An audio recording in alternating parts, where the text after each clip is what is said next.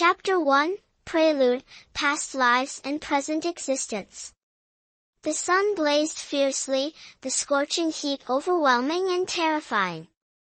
Occasionally, a cloud drifted across the sky, adding a faint touch of life to the otherwise still and oppressive atmosphere. The scene before me gradually blurred, leaving only a fiery red hue engulfing everything, like the tongue of a giant serpent devouring all in its path. In my ears, the roar of the raging flames echoed. Despairing, I closed my eyes, yet I could still hear the relentless curses beyond the sea of fire. A wicked enchantress, deserving to be burned alive. Burn her! Burn her! The demon consort. Burn the demon consort and restore peace to us. Demon consort? Am I truly a demon consort? A bitter smile tugged at my lips. If I were truly a demon, how could you bind me so tightly to this high platform, unable to move? How could I be powerless against these searing flames? The scorching pain burned my flesh, the agony beyond words. My gaze grew hollow, terrifyingly so, as his cold, emotionless face flashed repeatedly in my mind. I remembered the scene of myself rushing out of the crowd, collapsing before him, my trembling hands clutching at his robes, pleading endlessly, "I am not a demon. Please believe me, Bloom Lord. Believe me, I am not a demon." But all I received in return was his cold, indifferent gaze. I watched as he heartlessly kicked me away, ordering the guards to seize me. In his eyes, there was nothing but disdain and mercilessness. Why? Why was it like this? A plague ravaged the forest kingdom, yet why was it my fault? Was it simply because I was the most favored consort of the Bloom Lord? Because of my unparalleled beauty? Or was it because of the innate, mysterious magic within me? I am human. Yet who would believe me? Even the Bloom Lord, the one I trusted most, did not believe me. He repeatedly accused me of being a vile demon. Bloom Lord, how could you not believe me? How could you do this? I am your Lyra Grace, the Lyra Grace you once swore to never betray. In my womb, I carry your child. The heat spread across my body, and I could feel every inch of flesh consumed by the flames. Yet, my heart grew colder, so cold it overshadowed even the excruciating pain. The body gradually turned into ashes, consciousness slowly faded away. At the moment my soul departed from my body, I seemed to see a figure in green rushing toward the sea of fire, screaming in despair, "Lyra Grace, Lyra Grace." My body felt as if it was floating in the void until I saw the blazing red spider lilies lining the path along the underworld river. Flowers and leaves never meet, yearning for each other only to be forever apart. So, this is the red spider lily, symbolizing unrequited longing. My consciousness grew clearer as I followed the gatekeepers across the bridge of forgetfulness spanning the river of oblivion. The fiery red scenes of my past life had transformed into chaotic darkness. The underworld appeared before my eyes. Peony Fairy, it is time for you to return to your position. The Queen Mother has been waiting in the celestial realm, please hurry back.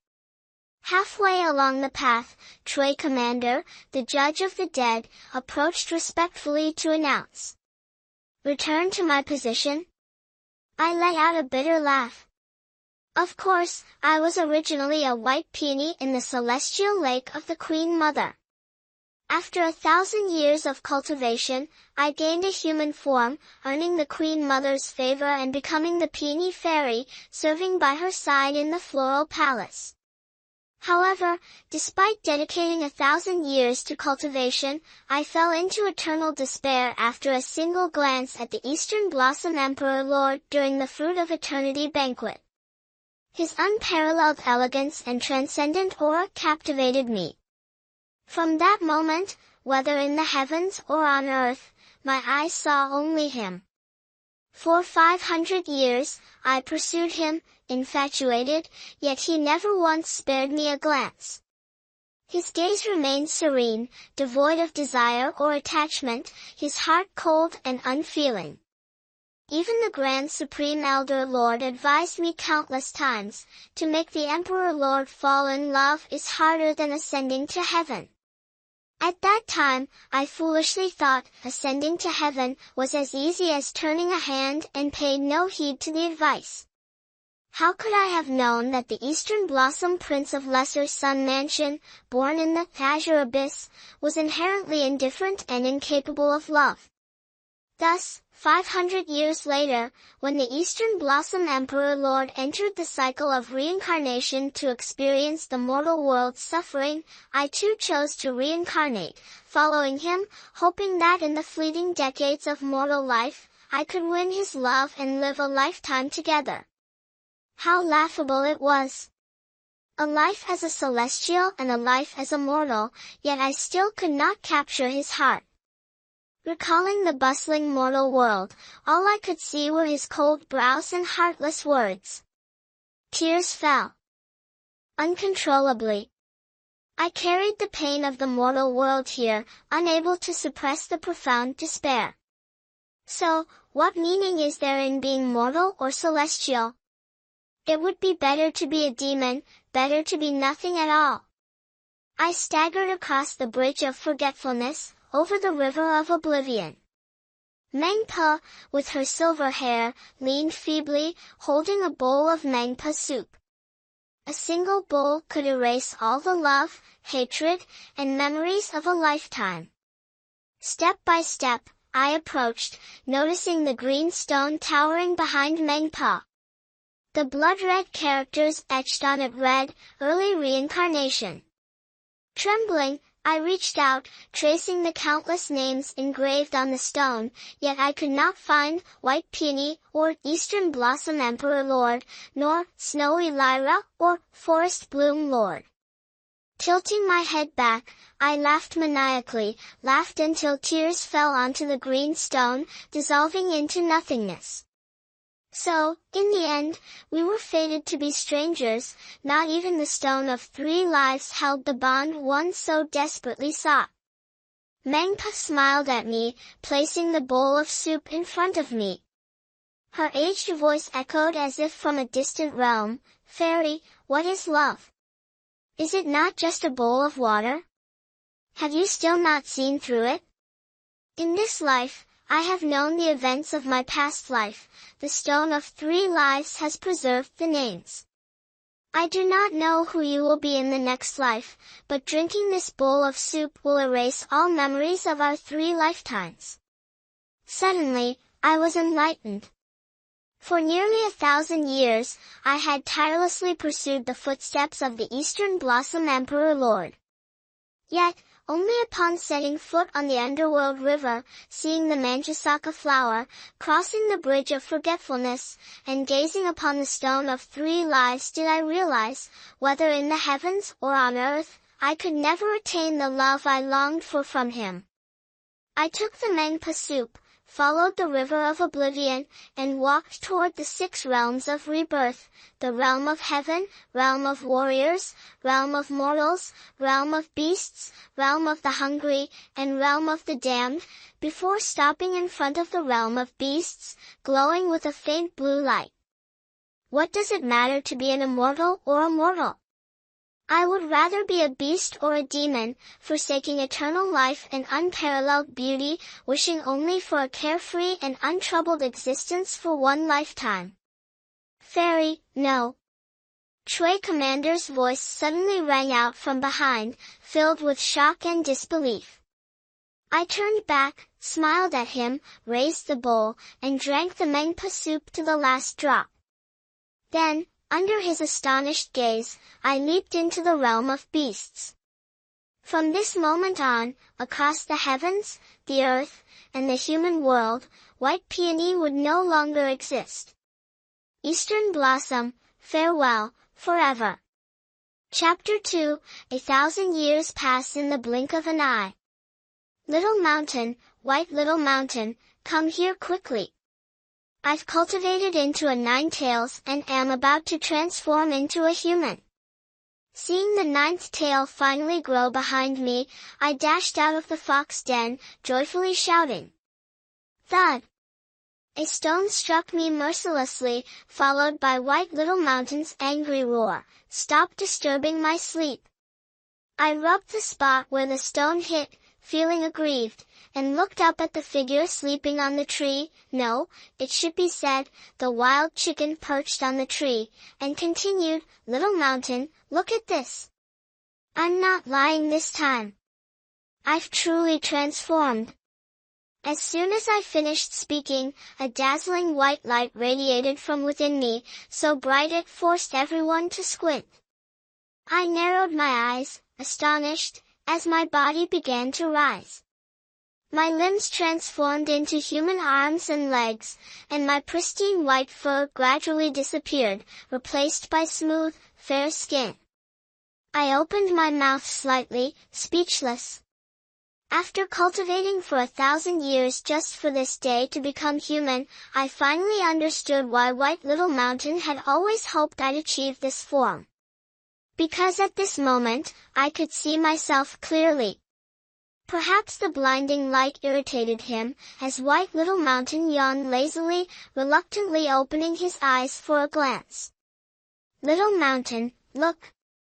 I'm not lying, I've really turned into a human."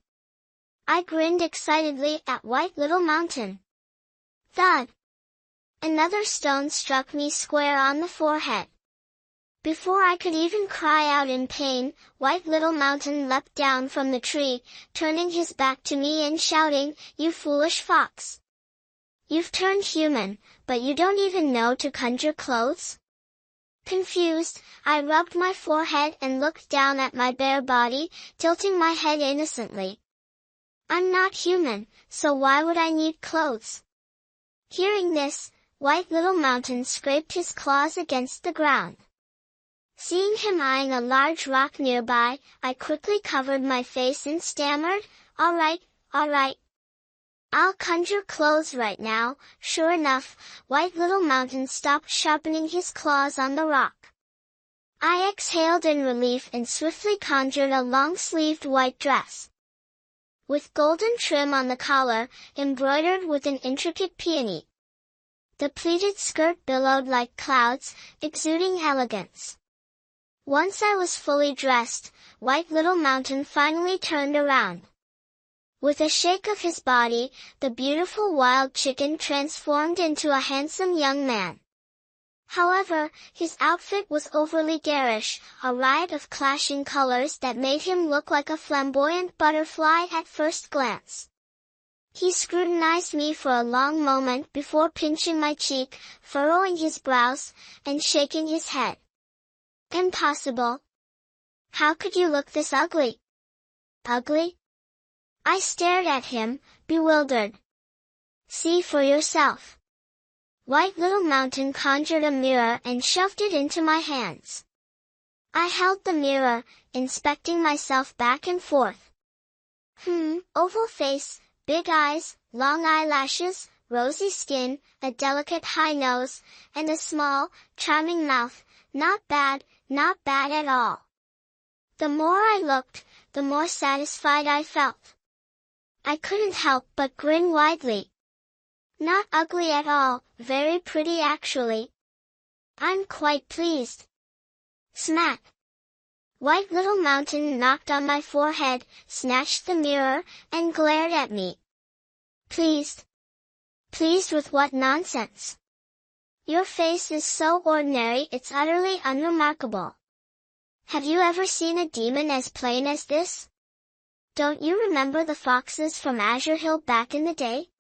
Whenever they transformed into humans, they were all drop-dead gorgeous, capable of toppling kingdoms." I lowered my head, pondering for a moment. Indeed, compared to other demons, this face was worlds apart.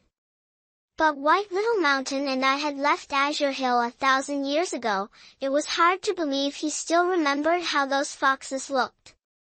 Suddenly, a thought struck me. Could it be that White Little Mountain had fallen for a fox demon from Azure Hill back then and still couldn't forget her stunning beauty? Thinking this, I looked at him with newfound understanding. Seeing his expression soften slightly, I became even more convinced of my guess. I blinked and said teasingly, "Little Mountain, so you've been in love since 1,000 years ago, and I didn't even know." Truly. Smack. Another knock on the head. White Little Mountain glared at me furiously. "You blockhead. Silly fox, what nonsense are you thinking? Hurry up and get to work." Work? I rubbed my forehead, tears welling up as I looked at him pitifully.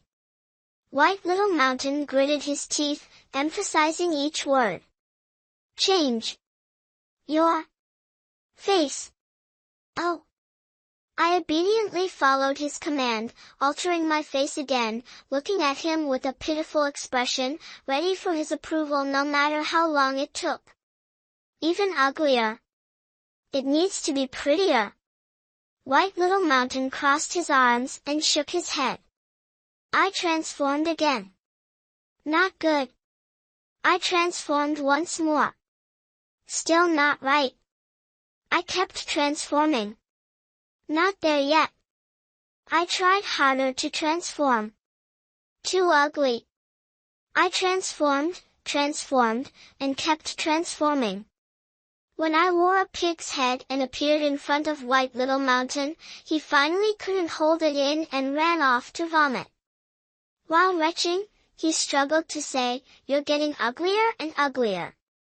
Why not just change back to your original face? It looked prettier." So, I reverted to the original face I was satisfied with, chuckling as I patted White Little Mountain on the shoulder. "Little Mountain, it's fine to look ordinary. As long as you like it, that's all that matters." "Humph," White Little Mountain pouted but didn't argue further. "Cheer up, Little Mountain. Now I can finally go down to the mortal world with you.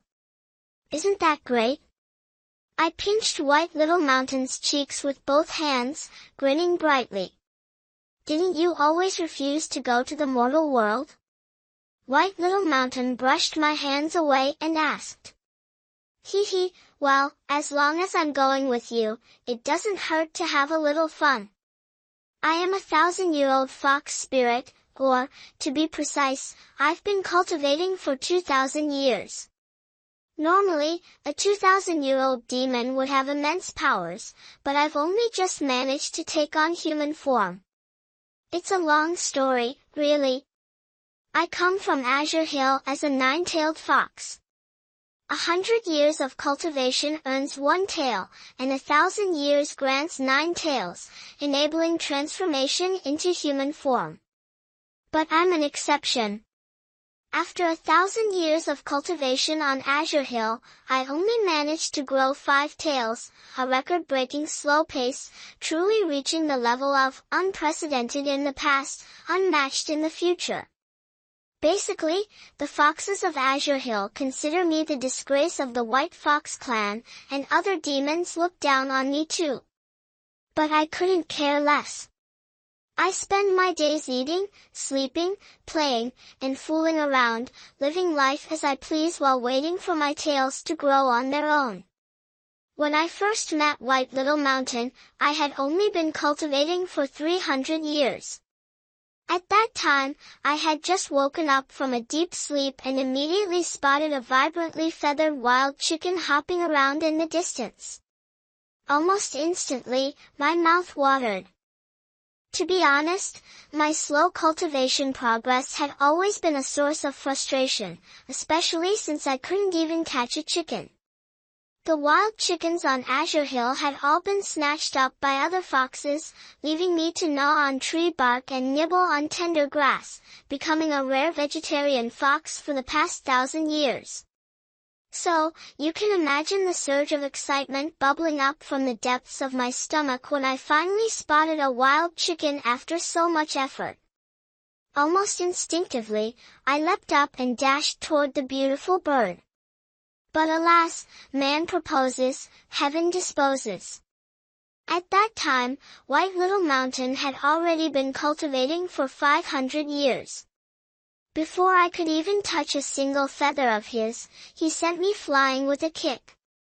While I was still dizzy and seeing stars from the fall, the beautiful and delicious-looking wild chicken had disappeared.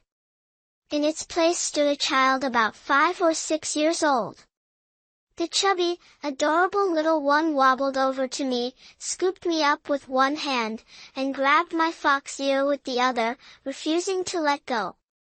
Occasionally, he would even pat me and scold angrily, "Stupid fox. I've cultivated for 500 years, and you dare try to eat me? Do you believe I won't kick you to death?" To be fair, White Little Mountain's words were quite intimidating, especially since I've always valued my life.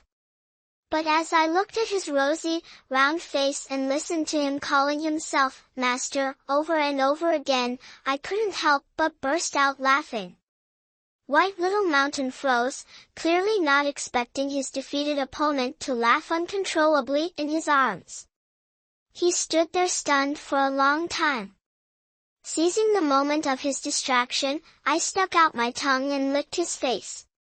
Then, smacking my lips, I remarked, "How strange, you don't taste like anything." White Little Mountain was utterly shocked by such blatant teasing. He immediately threw me far away, clutching his now bright red face with tears welling up in his eyes. Both embarrassed and furious, he stammered, You. I rubbed my ear, which had been pulled until it was swollen, and looked at him with a pitiful expression. What followed was an incredibly bizarre scene, a fox sitting squat on the ground, staring motionlessly at an unbearably cute child, while the child, face flushed, stomped his feet and glared angrily at the fox. After a long pause, he finally shouted, You give me back my dignity." Of course, the matter of purity is beyond question, because he despised my fur-covered face and wouldn't even lick me back. However, after much deliberation, White Little Mountain finally decided to accept me as his little wife, as compensation for the purity he had painstakingly preserved for 500 years. And the greatest responsibility of a wife raised since childhood is to prepare fragrant white rice for White Little Mountain. Thus, my charm skills made a tremendous breakthrough in a short period of time. I was a famously lazy fox throughout Azure Hill, usually satisfied just to fill my belly. So, to fulfill my duty as the daughter-in-law raised from childhood, I had no choice but to seduce all the demons in Azure Hill, including the foxes. With just a flirtatious glance or a blown kiss, they obediently brought me white rice. Of course, for me, a fox who hadn't yet transformed into human form, this was an extremely arduous challenge, especially when facing demons who had already taken human form. This only proves that my charm skills had reached an extraordinary level. I was quite proud of this, even though it directly led to no progress in my magical abilities for over 1,000 years afterward, but that's a story for later. My pride didn't last long, as I was soon hunted by all the female demons in Azure Hill. The reason? None other than the fact that I had seduced their husbands. Honestly, I was so wronged. I was just a fox, what could I possibly do with humans? It was purely innocent emotional exchanges. And so, White Little Mountain's supply of white rice was abruptly cut off. Chasing each other for hundreds of years, when I had already lived 1,000 years but still hadn't transformed into a human form, White Little Mountain could no longer endure this complicated life. He forced me to pack up and run away with him. We fled straight to Mount Chi Yun at the foot of Kunlun. Above, the Kunlun immortals resided, and the demons of Cloudspire Mountain could be described as models of law-abiding citizens, mostly living quietly and focusing on their cultivation, not daring to cause trouble. Although it felt a bit stifling, for demons wholeheartedly aspiring to become immortals, this place was a sacred land. Thanks to the spiritual energy of Kunlun, demons here could dispel evil thoughts, concentrate on cultivation, and naturally accelerate their progress in attaining enlightenment. In theory, such a treasured land should be overcrowded with demons, but after cultivating here for over 1,000 years, I had never seen such a bustling scene. According to White Little Mountain, it was because only demons with sincere dedication to cultivation and destined immortal affinity could come here. This statement left me puzzled because I had no sincere dedication to cultivation. I often dreamed that I had immortal affinity, guessing that perhaps in a past life I was a deity who got lazy and was cast down to the mortal realm as a beast. White Little Mountain was very enthusiastic about immortal cultivation, while I was regarded by him as useless trash, because all I cared about was eating, playing, and sleeping. Only when he threatened me with force would I pretend to cultivate for a bit.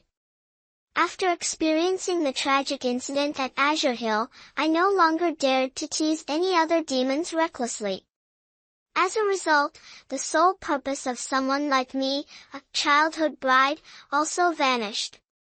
White Little Mountain had no choice but to cultivate a piece of land himself, tirelessly planting and harvesting throughout the year.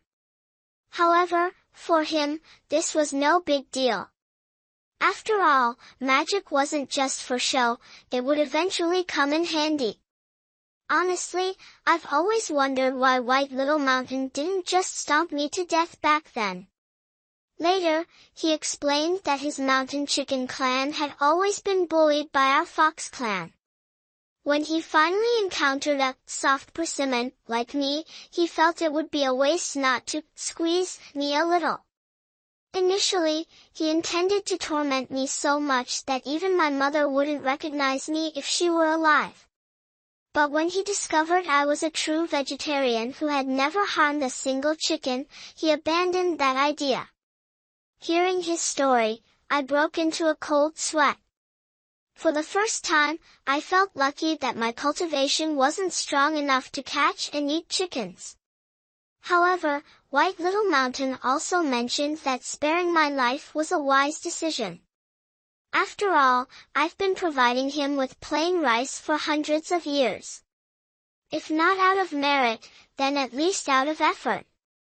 Moreover, my name is Snow Lyra, and I share the surname by White with him, which makes us somewhat of the same lineage. Same surname, no mutual harm, was the conclusion he came to after pondering for hundreds of years.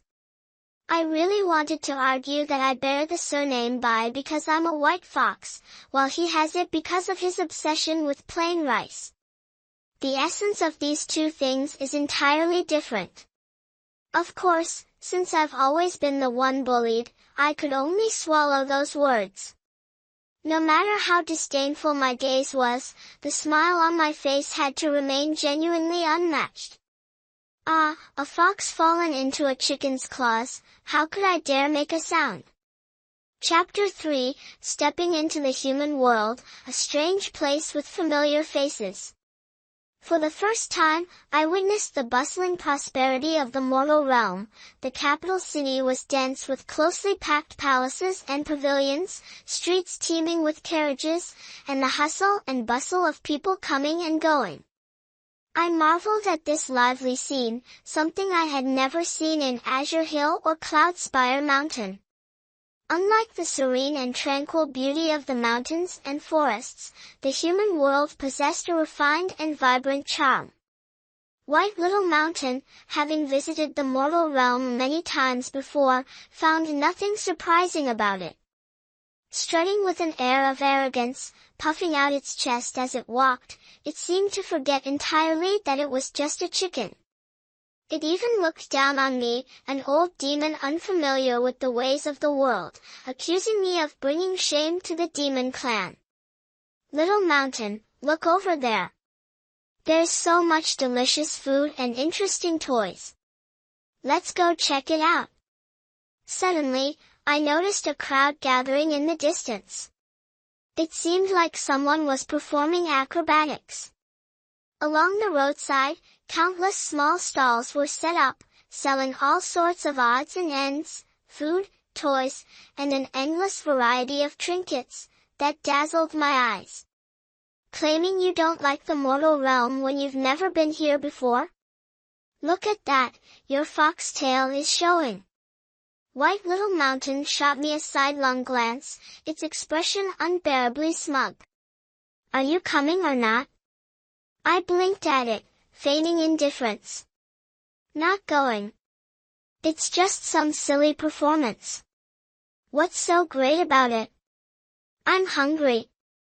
I want to eat. White Little Mountain remained unmoved, flatly refusing and heading straight into a nearby tavern.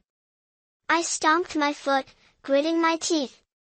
If you're not going, I'll go by myself. Don't get lost. White Little Mountain suddenly let go of my hand and darted straight into the tavern without even glancing back. I pouted, already knowing White Little Mountain was a heartless person. Too lazy to argue with him, I strolled leisurely ahead. Passing by a pear stall, I casually picked up a pear and took a bite. Hey, young lady, you haven't paid for that. The stall owner hurriedly chased after me.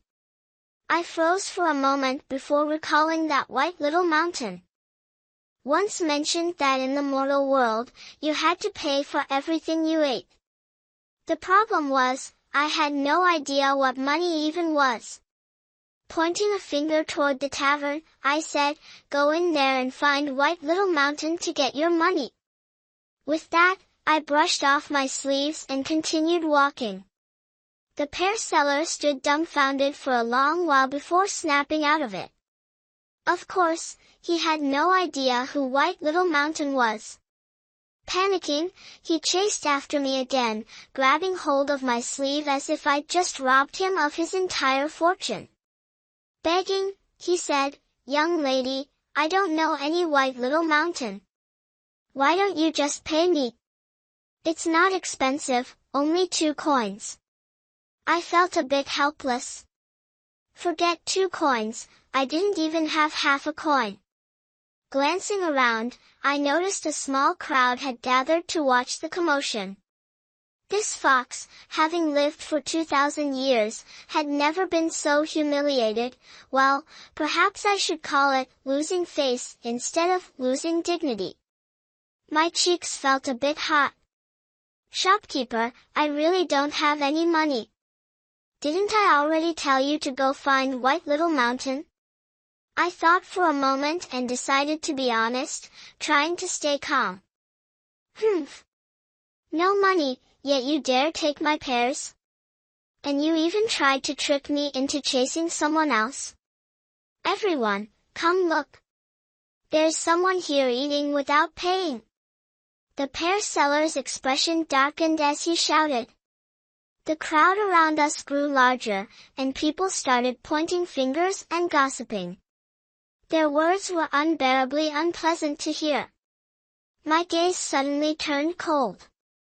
I hate being surrounded like this, hate being looked at with such strange eyes as if I were a monster. It's an unpleasant feeling. Shopkeeper, I'll pay these 2 coins for her. Just as I was about to lose my temper, a voice as melodious as the heavens rang out. Instinctively, I looked up, and for a moment, I nearly forgot to breathe. Standing there was a tall figure, clad in jade-green robes, with a jeweled crown atop his head. His features were handsome and ethereal, exuding an air of elegance and serenity. He stood there so effortlessly, as if bringing with him a clear, boundless sky.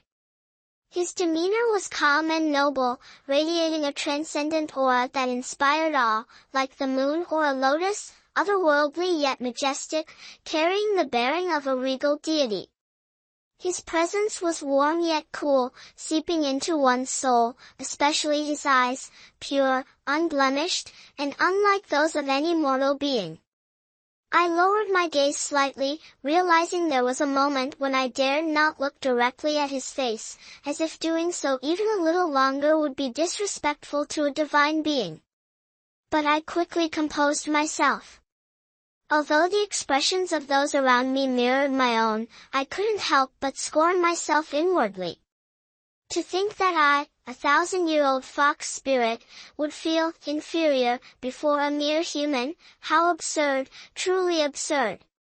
And so, with poise, I gracefully pulled my sleeve free from the stunned fruit vendor's grasp, turned around, and elegantly stepped beside the jade-robed man.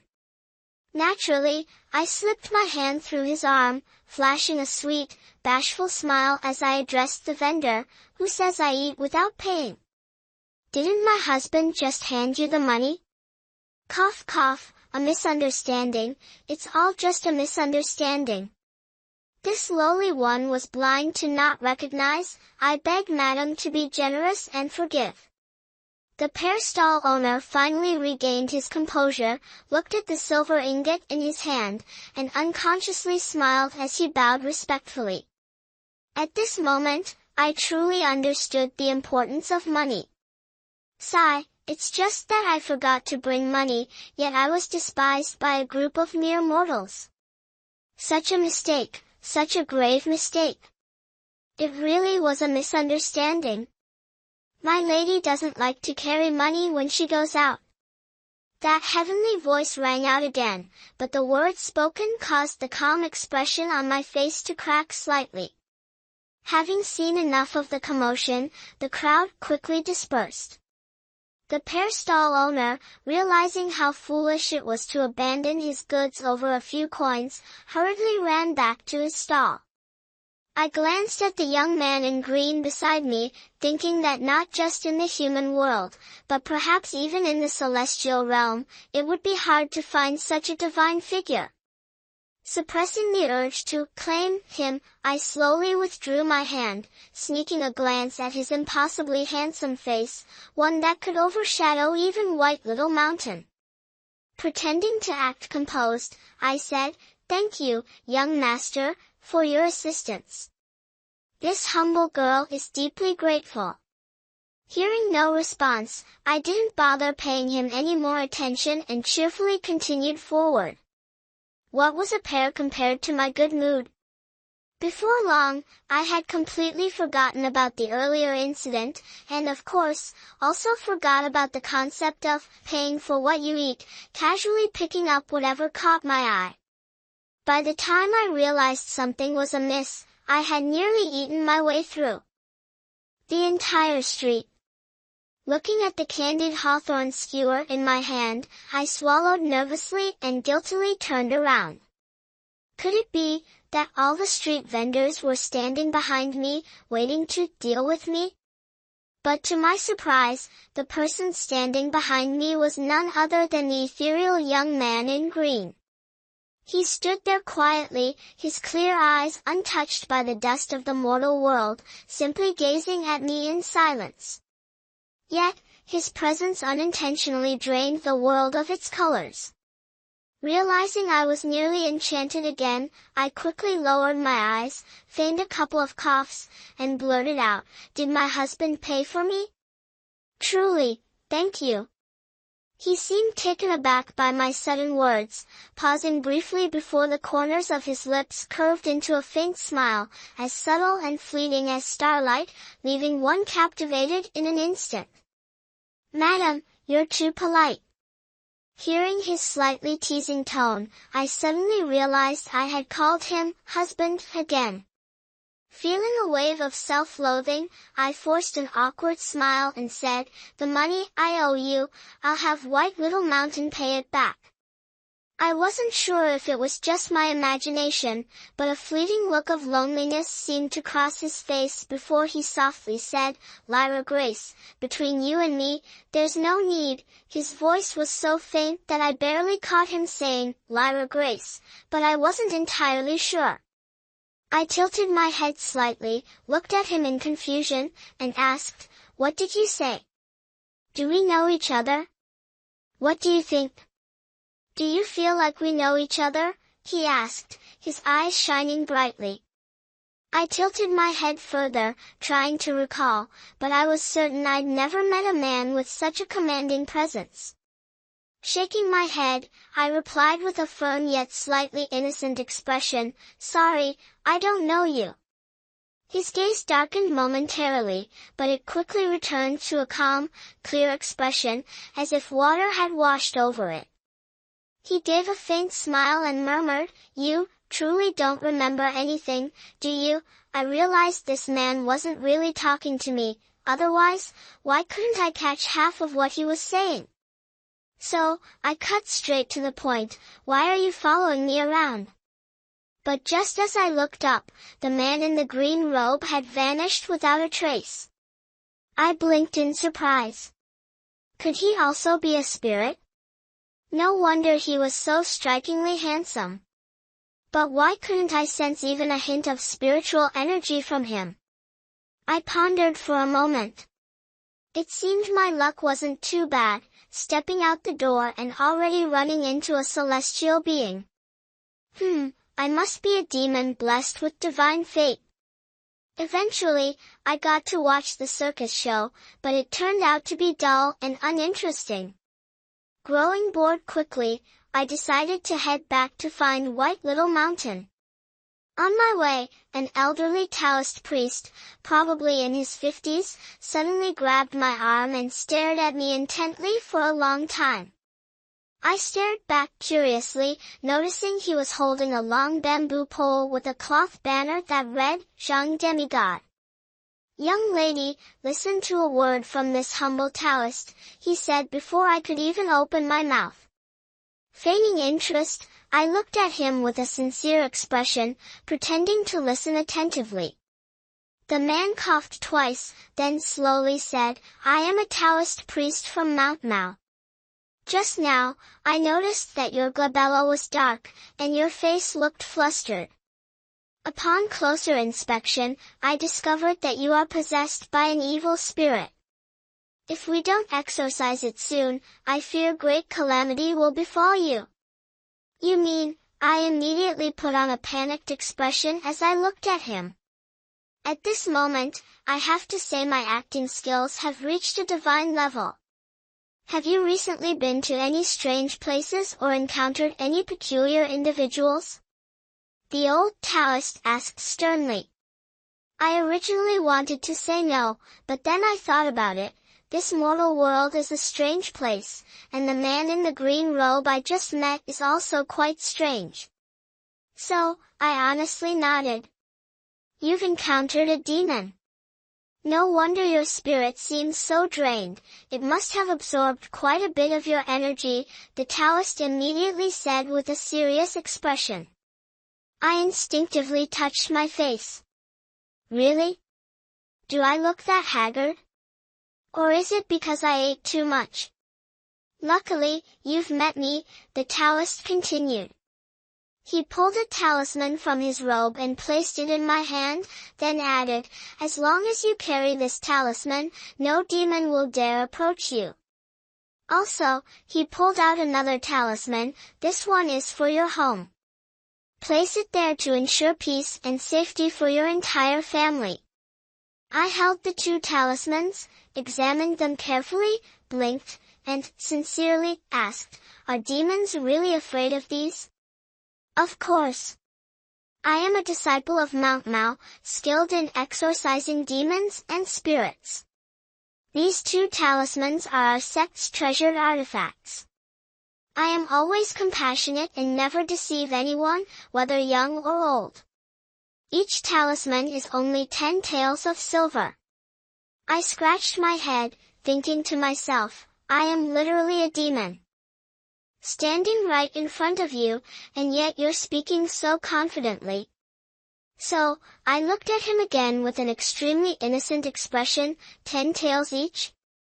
The old Taoist coughed twice and then said, if the young lady is truly in dire straits, then 5 taels of silver for 1 talisman.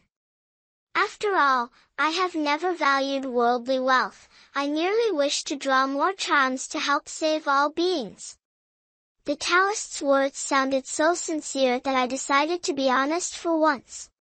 So, I extended a fox paw, gently patted the old man on the shoulder, and innocently said, sorry, but I actually don't have a single coin on me. The old Taoist's gaze slid from my face to my hand, finally landing on the fox paw. His previously solemn face instantly twisted, his eyes glaring at me wider than bronze bells. He tossed his bamboo staff aside and screamed miserably, monster! Help!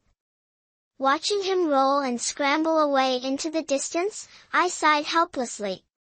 This incident taught me a valuable lesson. If you lack real skills, you'd better not venture into the world. Chapter 4, Peony Fairy, Eastern Blossom Emperor Lord. At first, I intended to go back and look for White Little Mountain, but after wandering around for a while, I painfully realized that I had lost my way. Of course, for a fox spirit who had never left the mountain before and was seeing houses for the first time, getting lost was only natural. Unable to find my way back, I decided to sit on a rock by the roadside, leisurely watching the bustling crowd, waiting for White Little Mountain to come and find me instead. Fox spirit, how dare you seduce my husband? Watch as I beat you to death, you wretched woman. While I was yawning in boredom, I suddenly heard some commotion not far away. The words, fox spirit, immediately caught my attention, and my heart started pounding as I jumped up excitedly. Oh my, it's been nearly 1,000 years since I've met one of my kind, and now, by chance, I encounter one. What a once-in-a-millennium opportunity! Thrilled, I rushed straight over, squeezing my way through the crowd that had gathered to watch the scene. My eyes lit up as I searched for my target, only to see a middle-aged woman fiercely pulling the hair of a beautiful young girl, showing no mercy. Well, that's their own business, none of mine. I'm only interested in that fox spirit. I used my fiery eyes of truth to examine for a long while but found no trace of the fox spirit, feeling a bit disappointed. Could it be that I arrived too late? Just then, the middle-aged woman scolded, that fox spirit, always luring men around, shameless creature. My eyes suddenly lit up with a flame of hope. Could this beautiful girl be the fox spirit I was searching for? Or had her cultivation reached such a high level that she was on the verge of ascending to immortality? Otherwise, why couldn't I detect any fox aura from her? I immediately rushed forward with an admiring expression, pushing the middle-aged woman aside, enthusiastically grabbing the beautiful girl's hand, and asked in a trembling voice, "Are you really a fox spirit?" The beautiful girl, initially stunned by my enthusiasm, finally snapped out of it. Upon hearing my question, her face turned pale, and her eyes welled up with tears. Your cultivation must be very advanced, right? Why can't I smell any fox aura at all? I, not skilled in reading people's expressions, was still lost in my long-held excitement and asked joyfully. If her cultivation isn't advanced, then whose is? Look at the men in this city, is there anyone who hasn't been enchanted by her? The middle-aged woman, hearing my words, suddenly looked smug and kindly responded. Really? Truly a master. I thought to myself in delight and then asked, which mountain are you from? How many years have you been cultivating? It must be over 2,000 years, right? You all are going too far. The beautiful girl, enraged, her face alternating between green and white, her lips trembling, tears rolling down her cheeks like pearls, left me astonished. Why does a fox cry so much? Or is this also one of the traits of a master with profound cultivation? Stop pretending to be pitiful. Let me tell you, crying won't help. Who told you to keep flirting with men? Today, I must teach you a lesson. The middle-aged woman said, then charged forward, ready to raise her hand and strike the beautiful young lady. I stepped aside, resting my chin on my hand, ready to enjoy the drama, waiting for the young lady to unleash her exceptional powers and send the middle-aged woman flying. However, I waited and waited, yet all she did was cry loudly without taking any action. This made me suspicious, being bullied to this extent and only knowing how to wail. That's not the demeanor of us fox spirits. Could it be that she's a fake fox spirit? To confirm her true identity, I rummaged through my belongings and pulled out a small mirror. This mirror was the only keepsake left to me by my late mother. It was called the Mirror of Revelation, crafted by my father based on heaven's mirror of truth during his early days. It's said that this mirror can reveal if someone is a transformed demon, but unlike the mirror of truth, the mirror of revelation is completely harmless. Back in the day, this was the token of love my father gave to my mother. Its only flaw was that every time my mother transformed into a stunning beauty and happily looked into the mirror, she would see a furry fox staring back. This infuriated her so much that she angrily threw it into the bottom of a chest, where it remained for half her life. It wasn't until her deathbed that she handed it over to me, deeply sighing, "Child, never forget your fox roots." Although I'm generally not a fan of knockoffs, this is still an antique, so I've kept it carefully, thinking that if one day I hit rock bottom, I could sell it to make ends meet. Unexpectedly, it's proving useful right now.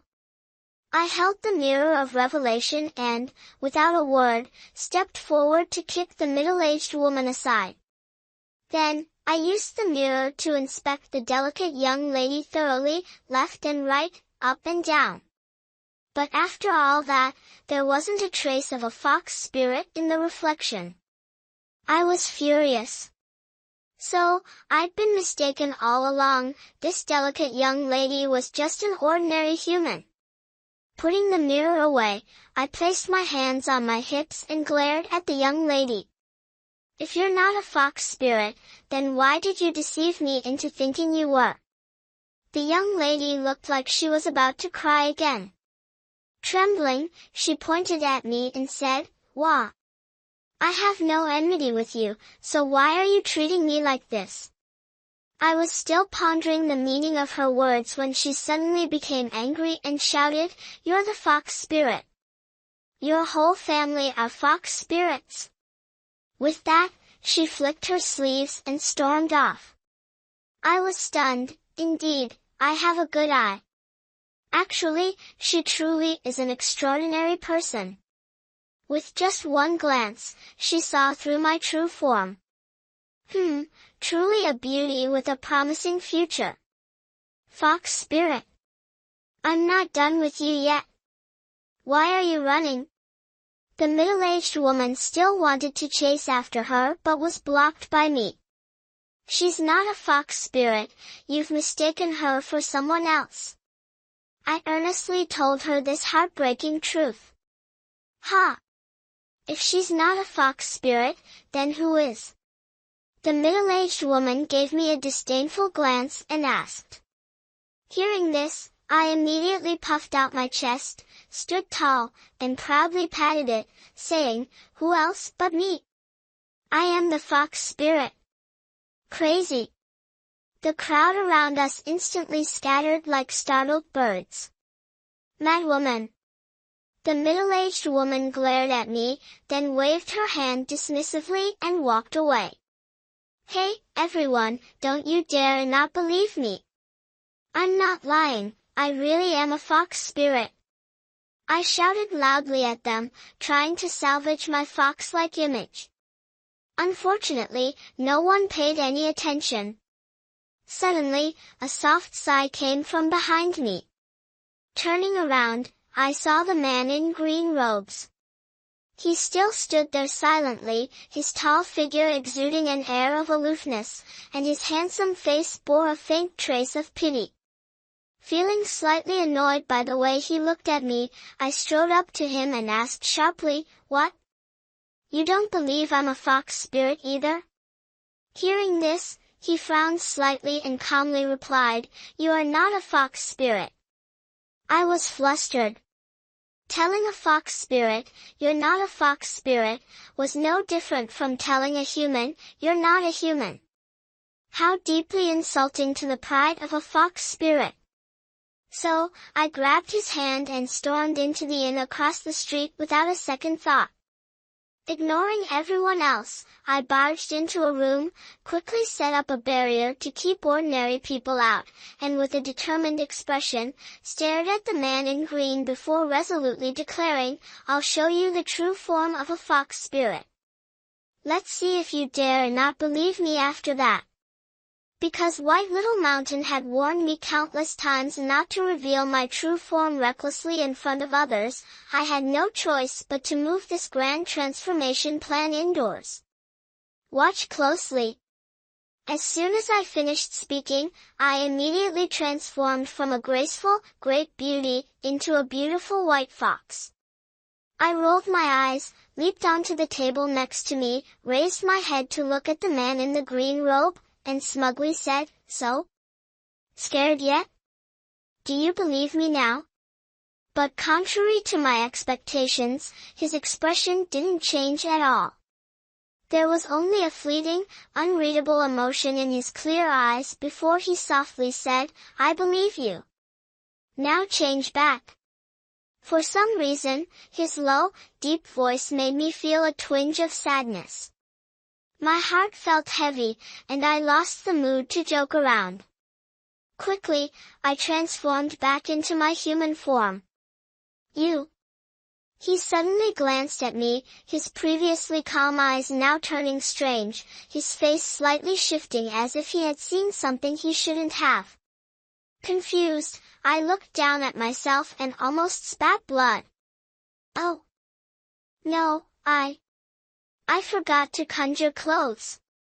Normally, in front of White Little Mountain, I'm always careful to transform with clothes on. But this time, I slipped up, right in front of a strange man I had just met. Oh heavens, where can I hide my face now?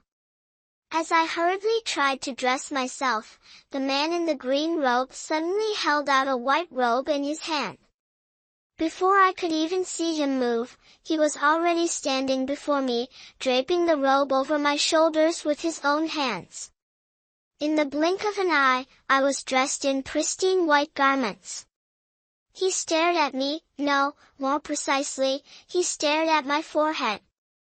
Suddenly, I remembered that on the second day after I transformed into a human, a vivid peony-shaped mark had appeared between my brows.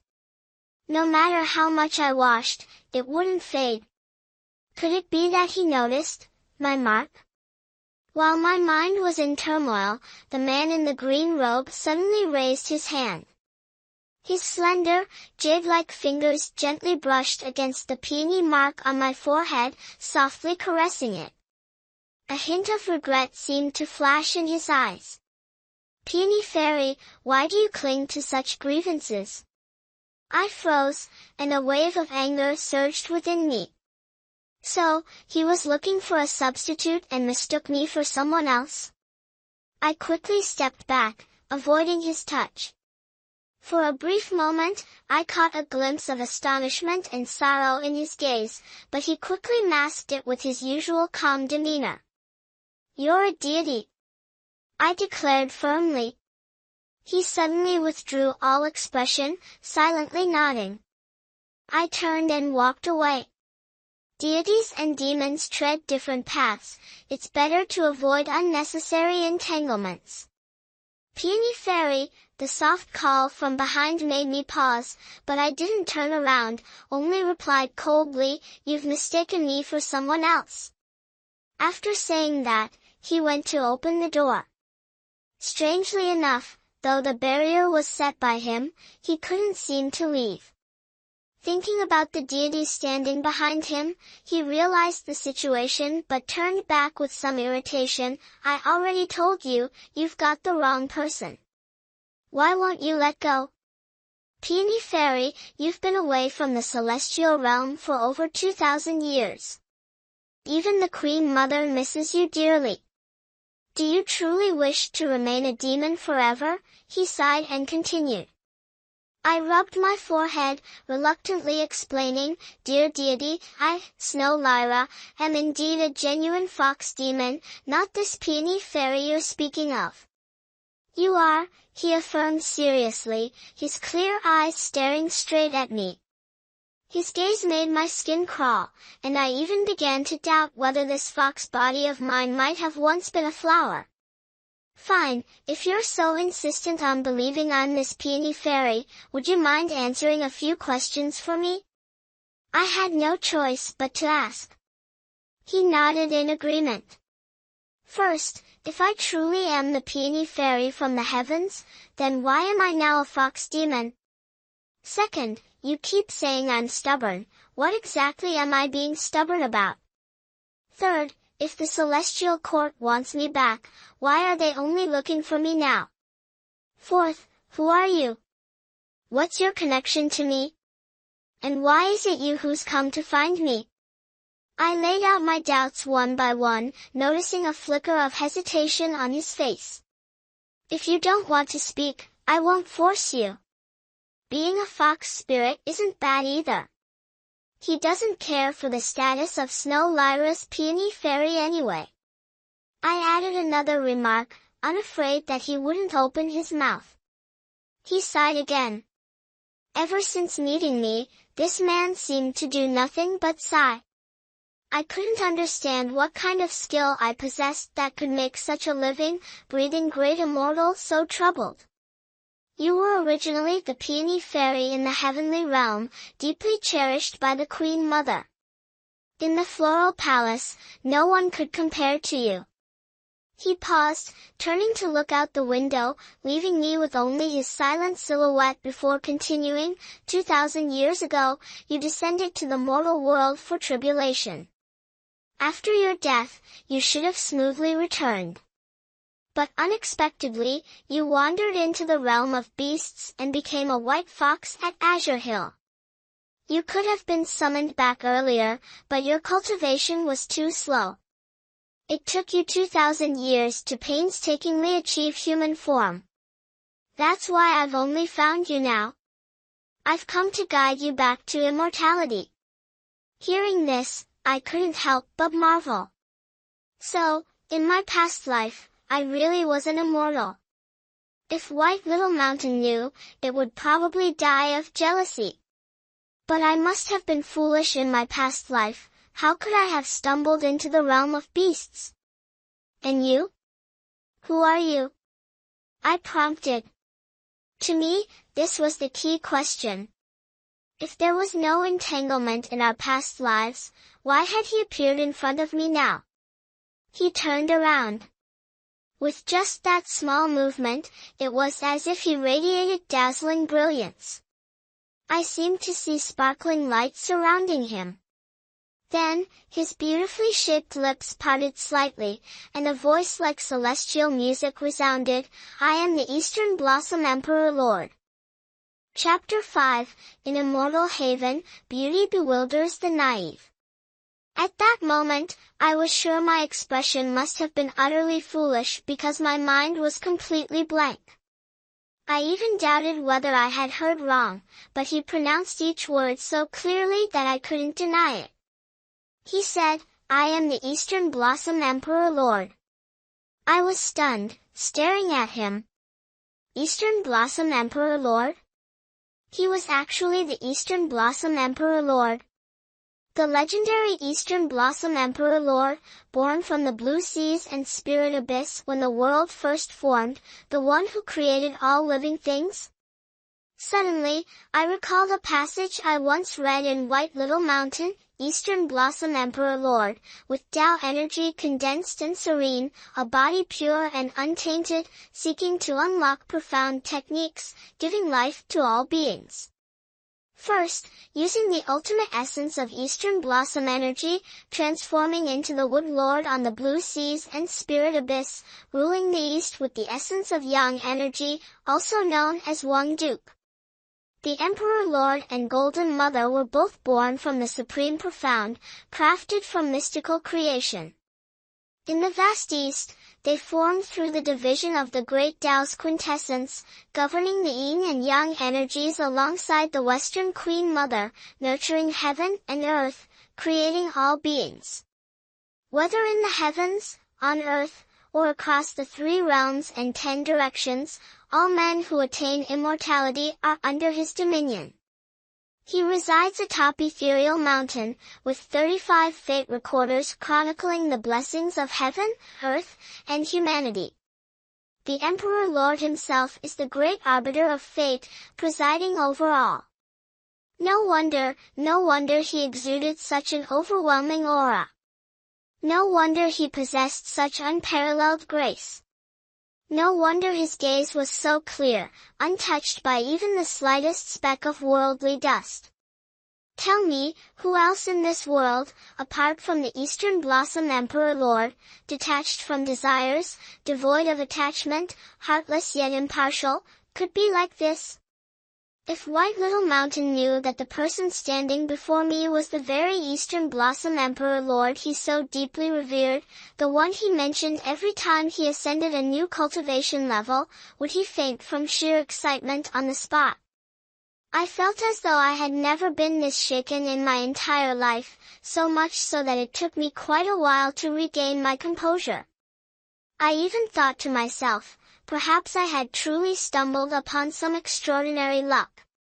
Otherwise, how could I have encountered such a rare opportunity? Are you truly the Eastern Blossom Emperor Lord?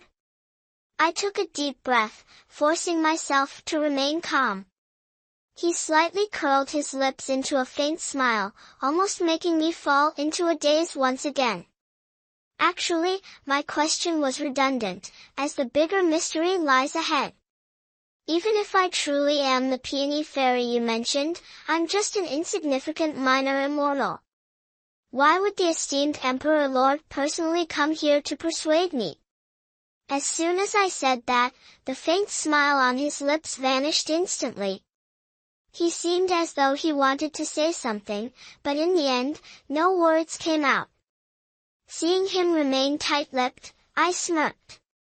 Could it be that my descent to the mortal realm has something to do with you? The words slipped out unintentionally, but to my surprise, they were met with his silent acknowledgement, leaving me genuinely astonished. The state you're in now is all because of me. Cause begets effect. I'm here only to bear the consequences of my own actions, he said slowly, his tone tinged with a certain loneliness. At that moment, I caught a glimpse of regret in his eyes. I couldn't help but wonder, how could such a lofty and revered immortal entangle himself with a lowly minor immortal like me? For wealth? Impossible. He surely has more riches than the Peony Fairy ever could. For love? Even less likely. His heart is made of stone, not even the sky falling would stir his emotions.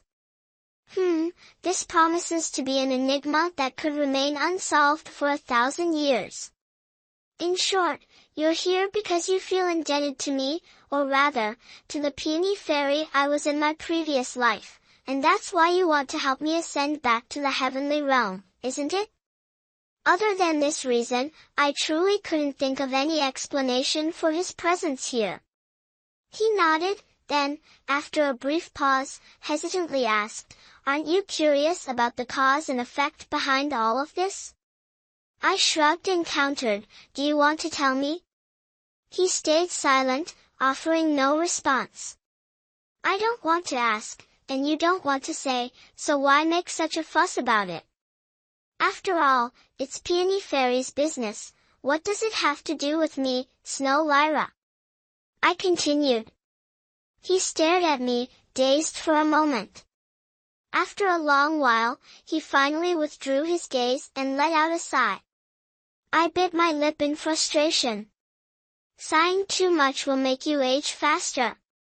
Though I'd always imagined the Emperor Lord as an elderly man with white hair and a long beard, seeing him now, young and dashing, if wrinkles suddenly appeared, wouldn't it be my fault? All right, everything's clear now. The Emperor Lord must be very busy, right? Please, feel free to carry on. I said as I turned to leave, eager to distance myself from this living deity. Don't you want to become an immortal? The Emperor Lord asked, following me. No, I replied firmly, ignoring him and walking straight out of the inn. But I hadn't gone far before I turned back. I hesitated briefly, stammering, Emperor Lord, with your vast powers, could you take me to find White Little Mountain? His eyes, which had lit up when he saw me return, dimmed instantly. He only looked at me silently. Scratching my head, I felt a bit defeated. I forgot how busy you are, Emperor Lord. Forget I said anything. Let's go. Just as I was about to leave, he suddenly spoke. Guided by my faint memories, he brought me right back to the tavern from before. I looked up. The tavern was called Immortal Haven. No wonder White Little Mountain ran straight here as soon as he arrived. He has a peculiar fondness for anything with the words, immortal, in it.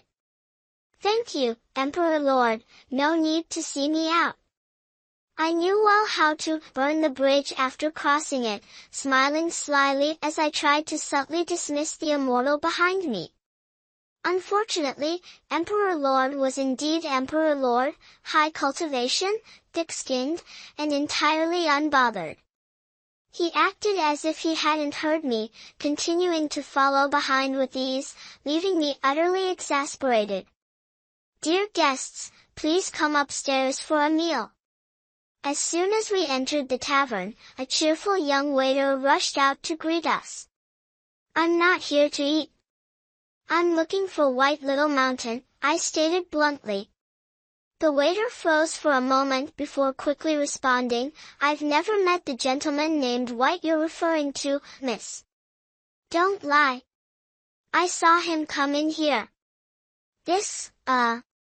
The waiter looked confused but eventually said, let me ask around for you, miss.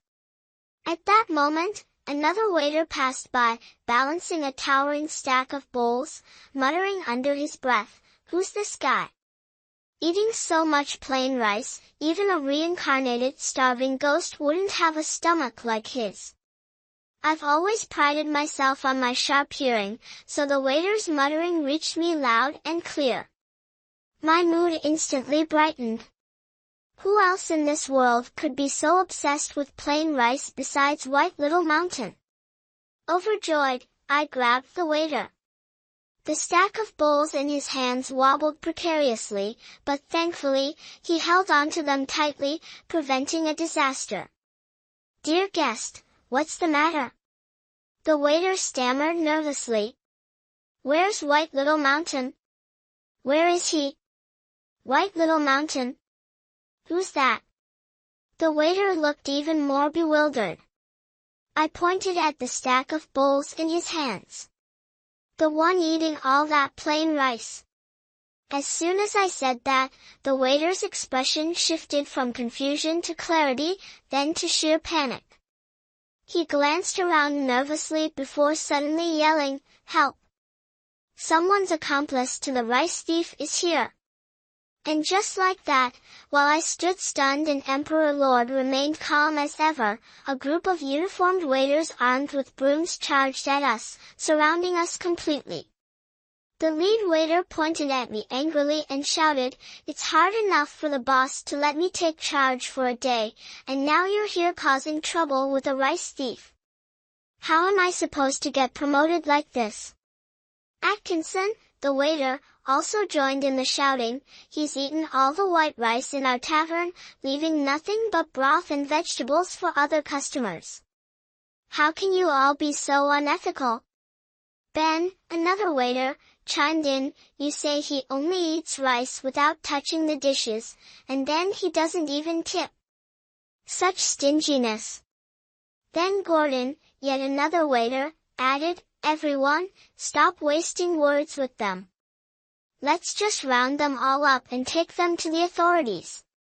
Just as the group of waiters sharpened their knives, preparing to attack, Emperor Lord calmly pulled out a gold ingot from his chest and asked nonchalantly, "Is this enough?"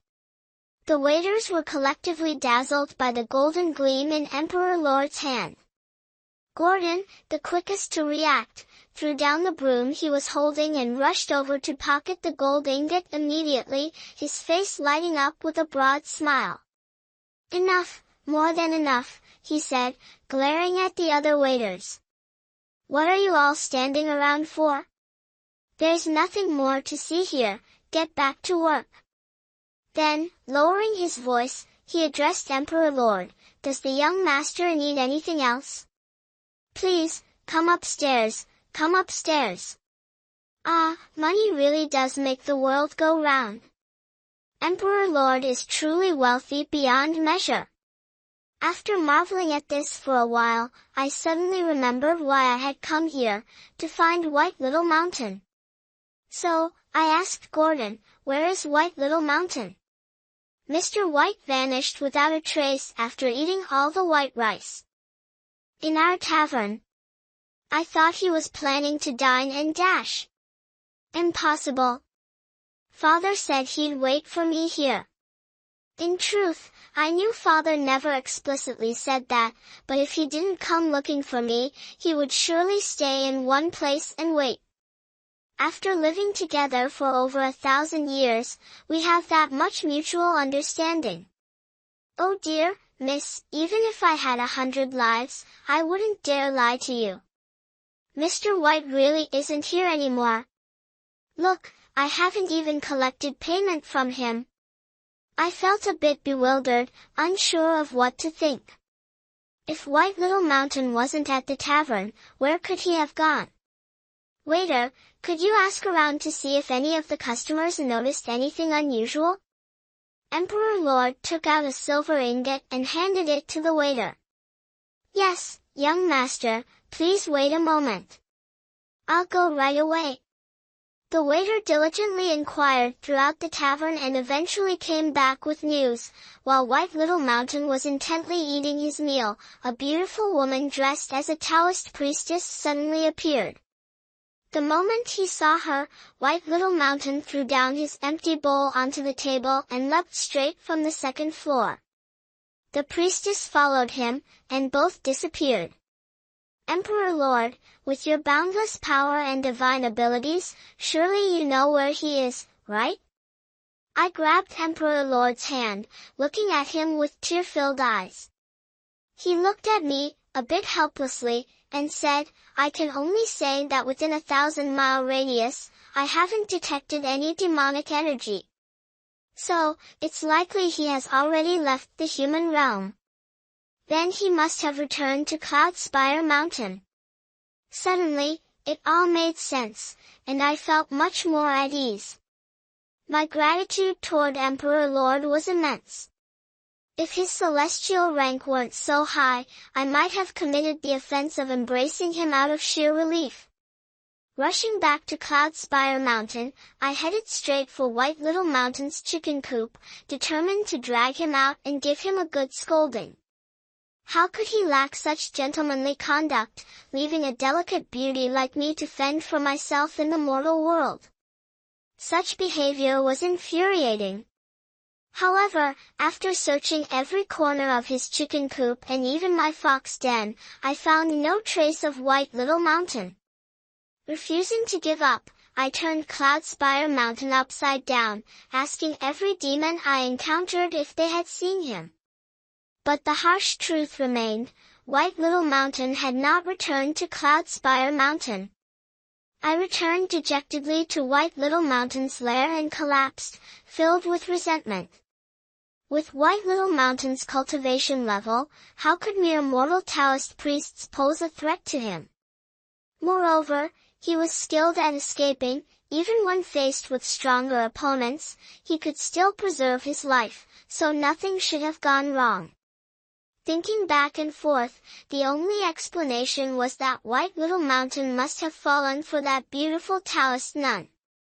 He himself had once said that men are always easily bewitched by beauties to the point of losing their senses. Surely, he had been captivated by that beautiful Taoist nun. Otherwise, why would he abandon nearly 2,000 years of revolutionary friendship between us just for her, leaving me behind in the mortal world? Thinking of this, I felt truly heartbroken. This was a classic case of foolishness caused by beauty. To think that White Little Mountain even prided himself on being a righteous cultivator, who knew he had already fallen so far without realizing it. I wallowed in self-pity for a long time until I fell asleep from exhaustion. Deep down, I thought that perhaps when I woke up, White Little Mountain would return. In my dream, I saw White Little Mountain holding the hand of that beautiful Taoist nun, standing in front of me with a regretful expression. He said, "Fox, I'm getting married soon. Go find someone else to take in as your adopted child. From now on, we'll go our separate ways." Chapter 6, Saving Others Without Regret, Heaven's Tribulation Descends. This dream startled me awake. Looking outside, the sky was pitch black. The surroundings were eerily silent, and for the first time, the place I had lived for 1,000 years felt so unfamiliar. White Little Mountain was no longer here, and this realization struck my heart like a knife. For the past 1,700 years, he had always been by my side. Although he often teased me for fun, he never truly caused me harm. Back when we were at Azure Hill, it was him who always protected me. Even though he would call me a silly fox and mock my slow cultivation, if any demon dared to ridicule me for it, even slightly, he would never let it slide. Outwardly, he might say nothing, but behind the scenes, he would always stand up for me. My mother passed away shortly after I was born, so for the 300 years before White Little Mountain appeared, I lived alone, no family, no friends. Because of my slow cultivation, I was often bullied by other demons. But since White Little Mountain came into my life, no demon dared to touch me anymore, as he always shielded me. Back when my cultivation was still weak, he would often get beaten by other demons because of me, sometimes even gravely injured, yet he never complained. Every time I looked at him with teary eyes, he would pretend to scoff and say, "Why are you crying? I didn't do this for you." A man must endure hardships to grow stronger.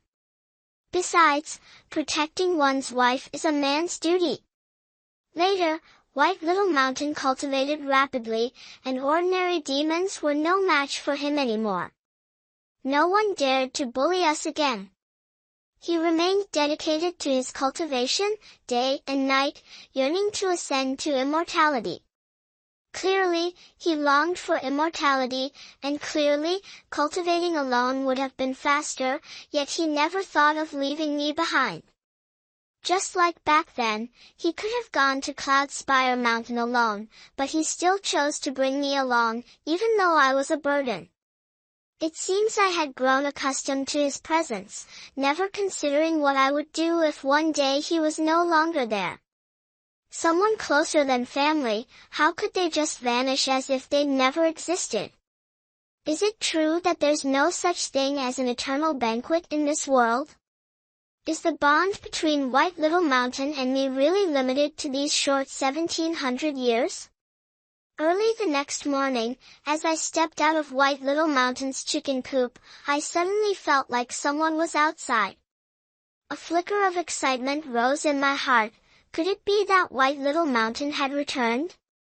I thought it would be a pleasant surprise, but while it was surprising, it wasn't pleasant at all. Because the person outside wasn't White Little Mountain, it was Emperor Lord. I truly admired his perseverance. Judging by his appearance, he must have stood outside all night. I couldn't fathom what debt he owed Peony Fairy to be so persistent. Unfortunately, this fox had no intention of becoming immortal, so he was bound to leave empty-handed. I turned and walked away, but he slowly followed behind me, ignoring my attempts to drive him off. "Hey, Emperor Lord, could you just let me go? You owe Peony Fairy, not me, Snow Lyra. There's no need to waste your efforts trying to help me ascend to immortality. Just go back." In the past, I used to trail behind White Little Mountain, and it felt perfectly natural. But now, having a high and mighty immortal following me around, it honestly felt unbearable. Peony Fairy or Snow Lyra, it doesn't matter. "The one I seek is you, and the one I wish to help ascend is also you," he said slowly, looking at me. "I don't want to become immortal," I repeated firmly. "Why?" I asked, my eyes sharp and piercing. "No reason at all. What's so great about becoming an immortal? Why should I waste my energy cultivating immortality?" I replied indifferently, curling my lips in disdain. "How can it not be beneficial?" He smiled faintly. "Once you become an immortal, you will forever escape the suffering of the mortal world, ascend to eternal bliss, and no longer endure the pain of reincarnation. Demons, at most, live for 10,000 years, but immortals live as long as the heavens and earth. From then on, the world is yours to roam freely. Isn't that convincing enough for you to become an immortal?" I turned away, my back facing him, and heard my resolute voice echo, "Even if it's living as long as the heavens and earth, or just 10,000 years, for someone like Snow Lyra, it's far too long. I can't bear the endless loneliness that comes with it. Reincarnation, though painful, is a new beginning, far better than the unchanging life of an immortal. This life, you seek me out only because I was the Peony Fairy in my past life. But in the next life, Snow Lyra will merely be a past incarnation, with no ties to the Peony Fairy. If I still refuse to become an immortal, would the Emperor Lord really waste his time seeking me out life after life to guide me?" A long silence followed behind me. It stretched on so long that I thought he might give up. But then he spoke again, his tone calm and confident as always. "Why not? No matter how many lives you reincarnate, no matter who you were in the past, in this world, you are still you. Whether you're the Peony Fairy or Snow Lyra, it makes no difference to me. If you insist on not becoming an immortal, if you truly wish to endure the suffering of reincarnation, then I will find you in every life, in every age. You have only one lifetime, but I have endless time. One day, in one life, you will change your mind. One day, I will succeed in guiding you." I couldn't deny it, his words left me shaken, stirring countless emotions within me. I was just a fox spirit, fortunate enough in my past life to cultivate and catch the attention of the Eastern Blossom Emperor Lord. I couldn't tell if this was a blessing or a curse. Ignoring him, I sulked back to my fox den, determined to wait for White Little Mountain to return. Day by day, I waited. A month passed, yet there was no news of White Little Mountain. Instead, my heavenly tribulation descended upon me. For any spirit who cultivates to a certain level, facing heavenly tribulations is inevitable. Among them, transforming into human form and ascending to immortality are the two most critical trials, with tremendous breakthroughs but equally immense power. White Little Mountain took 500 years to transform into human form, and when faced with his heavenly tribulation, he nearly reverted to his original form. I took only 2 years to transform, so the power of this tribulation would likely be even stronger, perhaps enough to shatter my soul completely.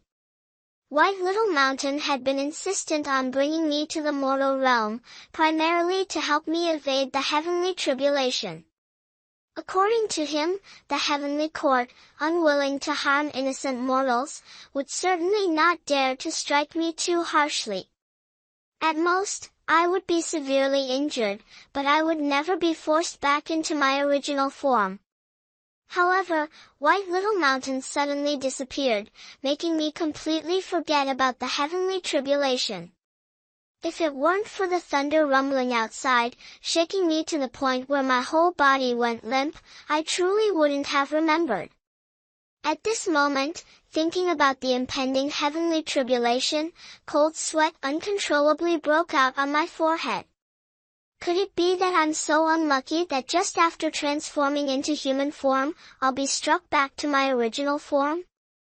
Wouldn't that mean I'd have to spend another 2,000 years to recover? Honestly, I'm not really afraid of being reverted to my original form. After all, being human isn't all that interesting. It's just that I'm scared of pain, being struck by so many bolts of heavenly lightning. Wouldn't I end up roasted? Outside the fox cave, it was pitch black, with thunder and lightning roaring, the sound of branches swaying vividly mingling with an indescribable terror. I gazed at the boundless gloomy sky outside the cave and suddenly missed White Little Mountain deeply. If he were here, I probably wouldn't be this frightened. I don't even know if I'll have the chance to see him again. Suddenly, I remembered that outside the fox cave, there was still a great Buddha, Emperor Lord. For the past month, he had persistently guarded outside, his perseverance making even me admit defeat. I wondered when he would finally give up. Although he is a great immortal, it's uncertain how powerful this heavenly tribulation would be. Thinking about it, I decided I should remind him to take a day off and rest, and he could continue his watch tomorrow. Who would have thought that as soon as I ran out of the cave, amidst the rumbling thunder and flashing lightning, I searched for a long time but couldn't find the steadfast figure of His Excellency anywhere. I pouted, so even the great immortal fears the heavenly tribulation, disappearing without a trace at the first sign of danger. How disappointing! Carrying an infinite disdain for the Emperor Lord, I sluggishly returned to the fox cave, collapsed on the ground, rolled around, and decided to ignore that damned heavenly tribulation. Let it strike however it wants. At worst, I'll cultivate for another 2,000 years. I still have plenty of determination left. I realized my own psychological resilience was extraordinary. With the heavenly tribulation looming over me, I still slept soundly. After a stormy night passed, the sky gradually brightened, the night quietly faded, and a loud explosion startled me awake. That explosion, it was the thunderclap of the heavenly tribulation. After the sound, everything returned to calm, and the tribulation ended. I couldn't believe it. I opened my eyes wide, checked my body from head to toe, and confirmed that I was completely unharmed. I found it strange. Could the heavenly tribulation be all bark and no bite? Thunderous noise but little rain? Feeling triumphant, I stepped out of the fox's den, brimming with excitement. It seemed I had incredible luck, even the heavenly tribulation couldn't touch me. However, I didn't expect the scene outside to be so devastating. What greeted my eyes was utter desolation, branches and leaves scattered all over the ground, evidence that the storm last night wasn't a dream. Suddenly, I noticed a familiar figure ahead. Running closer, I realized it was indeed His Excellency, the Emperor Lord. Who would have thought, after disappearing all night, he'd reappear here? Truly, a deity who can't handle danger. He saw me but didn't say a word. His usually elegant face now showed a rare weariness, probably tired from standing guard all night. Emperor Lord, please leave. Even if you wait longer, I won't change my mind. Why put yourself through this suffering? I couldn't bear to see him waiting endlessly. For the past month, he had stood guard outside the cave day and night, not even taking a single step away. The determination in his eyes could move even an outsider. But cultivating immortality is not what I desire. I cannot trade my entire life away just because of a moment of soft-heartedness. In truth, I've said this to him countless times, to the point of exhaustion, but he never listens. Just like now, he only looks at me with a faint smile, not saying a word. If Emperor Lord is so unwavering and without regret, I can't bear to extinguish his enthusiasm. At most, I'll stop wasting my efforts trying to reason with him in the future. But as I turned to leave, he suddenly spoke, "Aren't you looking for White Little Mountain?" I immediately turned back, my eyes lighting up as I hurriedly asked, "Do you know how?" He shook his head. Seeing my disappointed expression, he sighed slightly and said, "From what I know, White Little Mountain has always been dedicated to cultivating. Even in the heavenly realm, I've heard many immortals praise him. This time, his sudden disappearance in the mortal world might mean his opportunity to ascend has arrived. Perhaps an immortal has already guided him to become one. Why don't you come back to the heavenly realm with me? I won't force you to cultivate immortality, I only hope you'll give yourself a chance. If you and he are destined, you will meet again." I fell silent for a moment, unable to deny that his suggestion stirred something in me. 2,000 years have passed, and I've grown accustomed to relying on White Little Mountain. I desperately want to find him, if only to ask him one thing: why did he leave me behind in the mortal world and vanish without a word? Now that Cloud Spire Mountain has only you left, do you really want to live here alone? If you don't wish to stay in the heavenly realm, you can return anytime. I promise I won't force you," he added softly. I lowered my head, torn by inner conflict. In truth, he wasn't wrong. Without White Little Mountain, I am just a lonely fox demon on Cloud Spire Mountain. Though the path of cultivation is inherently solitary, having White Little Mountain by my side had made it hard for me to adapt to living alone. Finally, I made my decision. "I'll go with you, but on one condition: don't call me Peony Fairy anymore. In this lifetime, I am just a fox demon, nothing more." Hearing my agreement, his eyes lit up with an unusual glimmer, and a sincere smile graced his lips as he nodded. "All right." After a moment, he hesitated slightly before asking, "Then, can I call you Lyra Grace?" I tilted my head, deciding to accept this name. Chapter 7, The Deep Resentment of the Immortal Fox. The Eastern Sea is home to 3 tiers of islands and 10 isles. The upper-tier islands include Elysian Isle, Ethereal Isle, and Crystal Isle. The middle-tier islands are Grace Isle, Serenity Isle, and Celestial Lake. The lower-tier islands consist of Scarlet Fortress, Mystic Gate, and Blossom Valley. At the center of these islands lies Amethyst Isle, where the grand residence of the esteemed Emperor Lord is situated atop Ethereal Mountain on Amethyst Isle. For the first time stepping into the legendary immortal realm, I was utterly astonished by its breathtaking scenery, especially the ethereal clouds, half real, half illusory, that drifted everywhere. Indeed, the immortal realm is truly imbued with celestial energy. Ethereal Mountain feels like a secluded blossom valley, serene, tranquil, and filled with an abundance of pure spiritual energy, free from any impurities. This purity is unmatched by Azure Hill or Cloud Spire Mountain. Every cell in my body seemed to rejoice. I loved this place and even felt an inexplicable sense of familiarity and closeness, as if I had lived here hundreds of years ago. I couldn't resist this place. At this moment, I truly started to believe that perhaps, just perhaps, White Peony really was my past life. Upon arriving at Ethereal, the esteemed Emperor Lord handed me over to two young immortals, merely instructing them to take good care of me before disappearing without a trace. Watching his figure fade into the distance, I felt immense regret. As expected, after luring me here, he completely disregarded my well-being. "Young lady, please reside temporarily in the Blue Blossom Courtyard. This is a place designated for young fairies in their early stages of cultivation," said one of the young immortals, who appeared to be around 15 or 16 years old.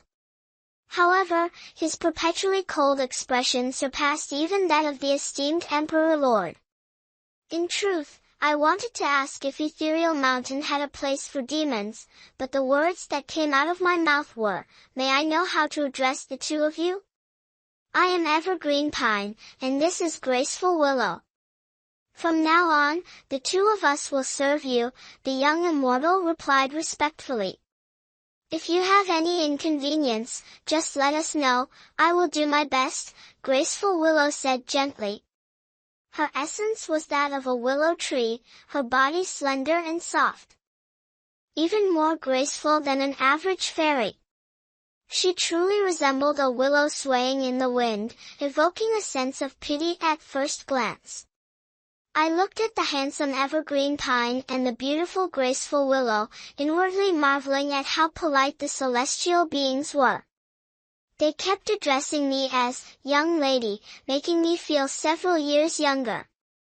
Though there were plenty of beautiful demons in the demon realm, none could compare to the pure and ethereal aura of the celestials. They had rid themselves of all desires and malice, as pure and innocent as newborns, making them incredibly pleasant to behold. Having lived for 2,000 years, I had only ever served White Little Mountain and had never been served by anyone. Now, being attended to by these two young celestials, my vanity was certainly satisfied. My resentment toward Emperor Lord also lessened significantly, as I thought to myself that he was indeed a considerate ruler. Including myself, there were only 3 people in Blue Blossom Courtyard. I heard that in recent centuries, the world had not been favorable, and very few demons had ascended to become celestials. Thus, the celestial realm was inevitably understaffed. Blue Blossom Courtyard had 3 independent gardens. One was Dawnlight Garden, where a snake demon named Jade, who had cultivated for 200 years, resided. Another was Starlight Garden, occupied by White Lovely, a fellow immortal fox who had ascended only 100 years ago. And the third was my own Moonfall Garden. I once joked with Evergreen Pine and Graceful Willow, asking if this was Emperor Lord's harem, a place for him to keep beauties hidden. Evergreen Pine nearly lost his temper, his face darkening as he said sternly, "Young lady, please don't speak nonsense. How could Emperor Lord ever do something so disgraceful? If you dare to joke about Emperor Lord's reputation again, don't blame me for being impolite." Feeling slightly guilty under Evergreen Pine's imposing demeanor, I thought to myself that Emperor Lord must be a role model for this young celestial. Yet this naive boy clearly didn't understand the ways of the world. There were plenty of people out there with sparkling reputations who secretly kept beauties hidden away. But I couldn't be bothered to argue with him, so I pulled Graceful Willow aside for a chat instead. Since arriving in Ethereal, Emperor Lord had never appeared before me. I felt a bit disappointed. After all, we did share some history, and as someone unfamiliar with this place, I would have felt a bit more at ease seeing a familiar face. However, that disappointment quickly dissipated because White Lovely, a fellow immortal fox, was very enthusiastic and came to visit me often. According to Graceful Willow, White Lovely is quite an eccentric immortal. Not only is she peculiar herself, but even the reason she became an immortal is strange. It is said that she was abandoned by some male demon, and in her fury, Immortal Fox decided to forsake the demonic path for the Immortal One. She devoted herself to cultivation for hundreds of years, eventually ascending to the immortal realm and becoming the fastest cultivating immortal fox in history. However, this immortal fox has a great fondness for gossip. Every time she speaks, she begins with the extremely tragic tale of her own life, then rambles on about all sorts of romantic scandals in the heavens. Thus, she has been gossiping for 100 years. Except for the Emperor Lord, who has never been subjected to her torment, it seems no deity in ethereal has escaped her clutches. When Graceful Willow mentioned this, her usually gentle and serene face twisted slightly, clearly showing she had been tortured by Immortal Fox countless times, leaving her with a deep psychological scar. This only piqued my curiosity about Immortal Fox. So, when I heard she wanted to meet me, I disregarded Graceful Willow's unpleasant expression and immediately ordered Evergreen Pine to invite her in. When Immortal Fox entered, I was playing with a pine cone I had taken from Evergreen Pine's pouch on the table. Suddenly, a dazzling flash of red caught my eye. I squinted and looked past Evergreen Pine, wondering, is this a white fox or a fire fox? Why so flamboyant? Immortal Fox was dressed in a blazing red outfit, gracefully stepping in. She possessed an extraordinarily beautiful face. I thought to myself, before becoming an immortal, she must have been a stunning beauty. However, her allure had now softened, and without the garish red attire, she could be likened to an orchid blooming quietly in a secluded valley. I couldn't fathom what kind of blind man would abandon such a living goddess to go chasing after something else. White Lovely's face carried a hint of sorrow, but her eyes were brimming with excitement. As soon as she entered, she grabbed my hand and exclaimed with enthusiasm, "Sister, I've waited 100 years for you. Finally, you're here." I was utterly baffled. Could it be that I have a long-lost sibling? Was she my mother's illegitimate child or perhaps my father's? "What do you want from me?" After pondering for a moment, I realized suspecting my parents' integrity was quite disrespectful. So, after feeling puzzled for a while, I decided to ask directly. "Ah," Immortal Fox sighed deeply before casually sitting next to me. She even took the pine cone from my hand, brooding for a moment before slowly speaking. "You wouldn't understand, sister. For the 100 years I've been an immortal, I've been so lonely. There's no one to talk to on a daily basis. It's truly indescribable suffering." After saying that, Immortal Fox looked at me with teary eyes, as if wanting to speak but holding back, seemingly waiting for me to say something. Understanding the cue, I quickly responded, "Sister, don't be too heartbroken. Just wait a few 100 million years more, and you'll get used to it." Immortal Fox froze, her expression slightly distorted, but she quickly returned to normal and continued, "Back in the day, when I was still at Azure Hill, I was about to perk up my ears to listen further when she sighed, glanced at me, and said, 'These sorrowful matters don't need to be mentioned. I'm sure you wouldn't want to hear them either. You'd just complain that I talk too much.'" Then don't say any more," I replied absent-mindedly, but immediately realized my mistake because Immortal Fox's expression twitched slightly. Hurriedly, I changed my tone. Sister, please go on. I'd love to hear your stories. Sure enough, the mortal fox's expression softened.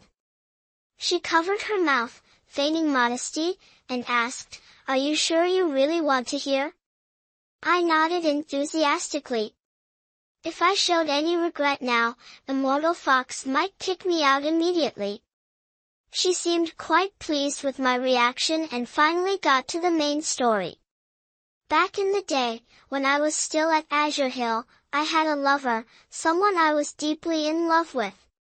We shared vows and promises, living a blissful, sweet life. But happiness was short-lived.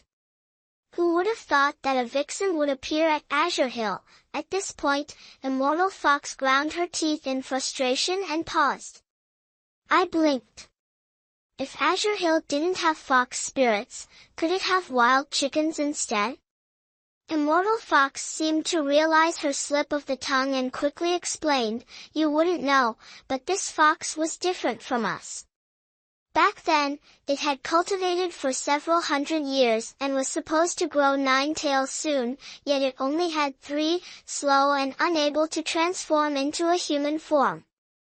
But fine, I'm an understanding person and wouldn't discriminate against it."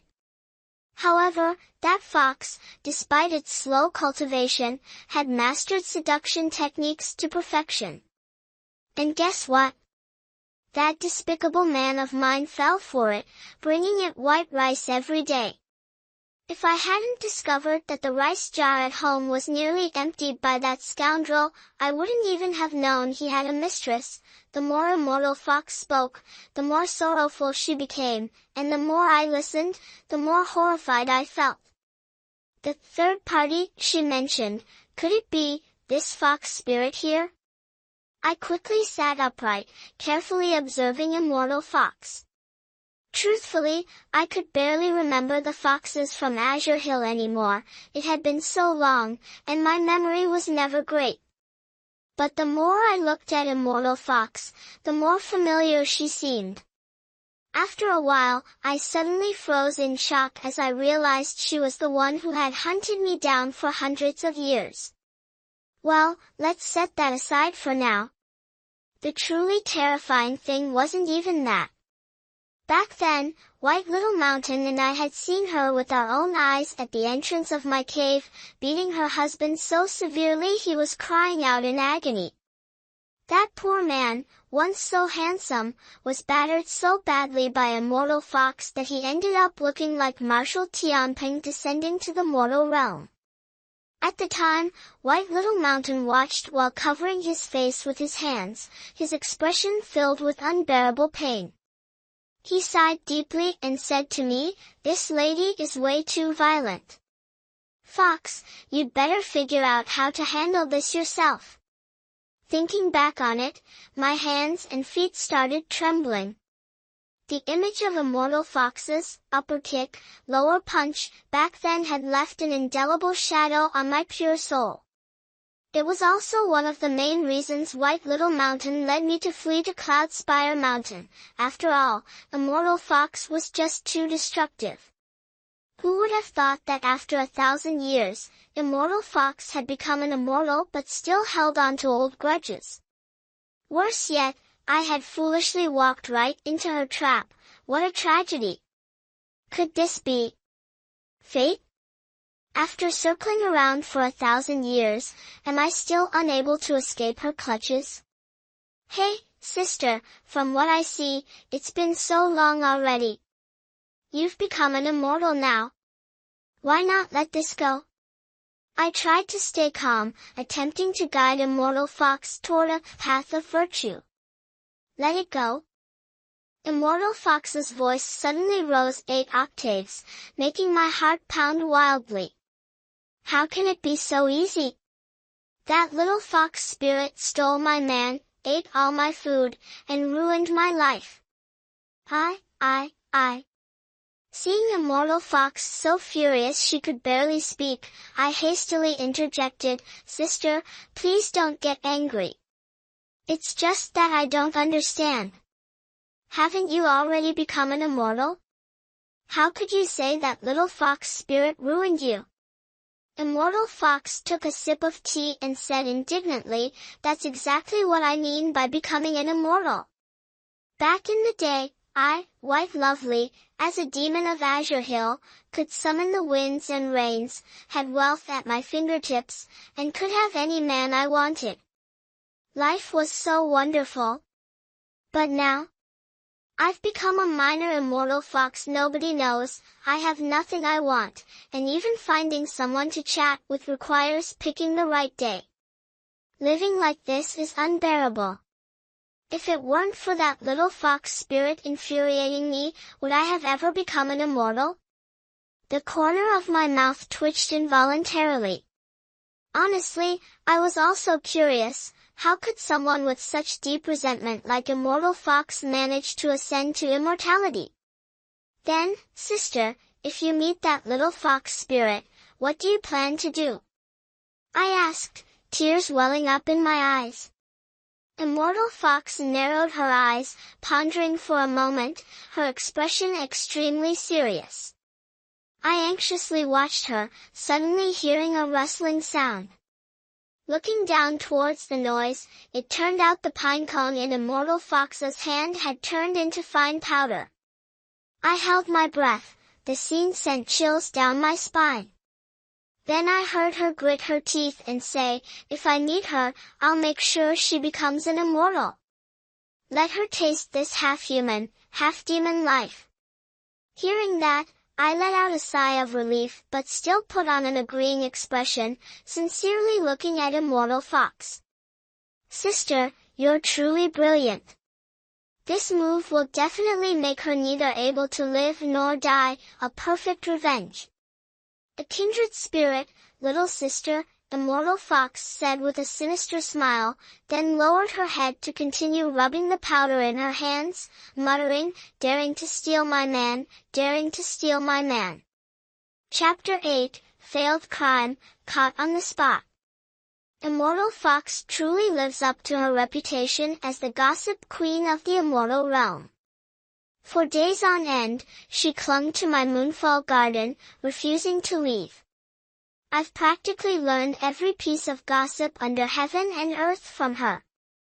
Yet, to my surprise, Immortal Fox isn't just about idle chatter, she has a knack for analysis, offering unique perspectives on every story. For instance, Immortal Fox believes that the Queen Mother's decision to allow the cowherd and weaver to meet only once a year is actually a way to ensure their personal space, avoiding the tension of spending too much time together.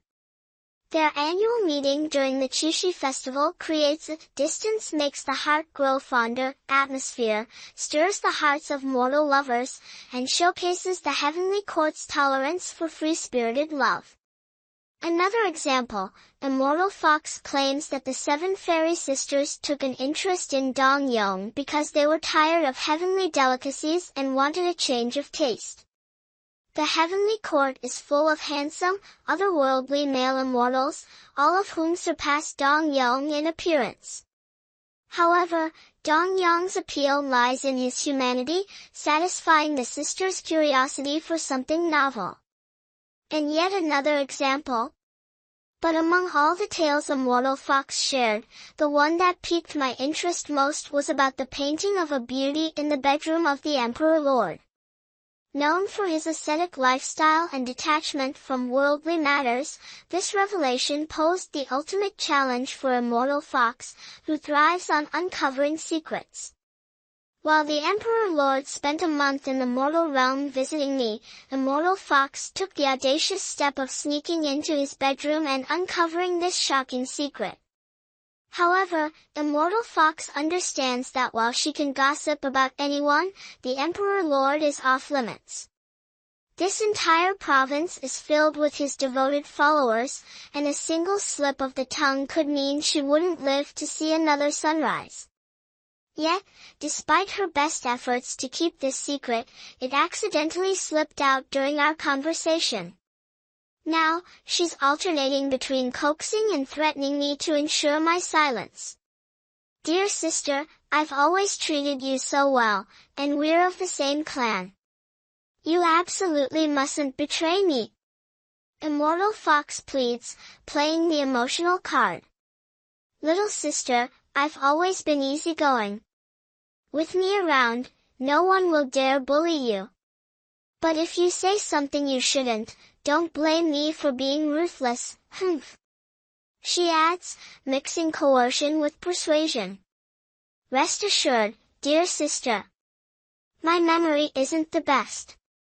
What did you just say? I can't seem to recall, I reply, blinking innocently, feigning compliance. Immortal Fox's mood instantly shifts to joy as she hugs me tightly, cooing, my sweet little sister, I adore you to bits. I roll my eyes, leaning close to her ear, and whisper, so, when exactly are you taking me to see that painting of the beauty? As soon as I finished asking, I clearly felt Immortal Fox's arm holding me tighten suddenly. Looking up, I saw her eyes blazing with anger, glaring at me. I forced a nervous laugh, putting on a flattering smile. Sister, don't misunderstand. I, like you, am very curious about Emperor Lord's secret. Then I pretended to look puzzled. Could it be that what you just said was all a lie? That there's no beauty painting at all? Nonsense. I saw it with my own eyes, how could it be fake? Immortal Fox snapped angrily.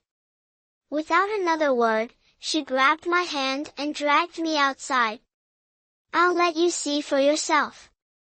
Then you'll know if I'm lying.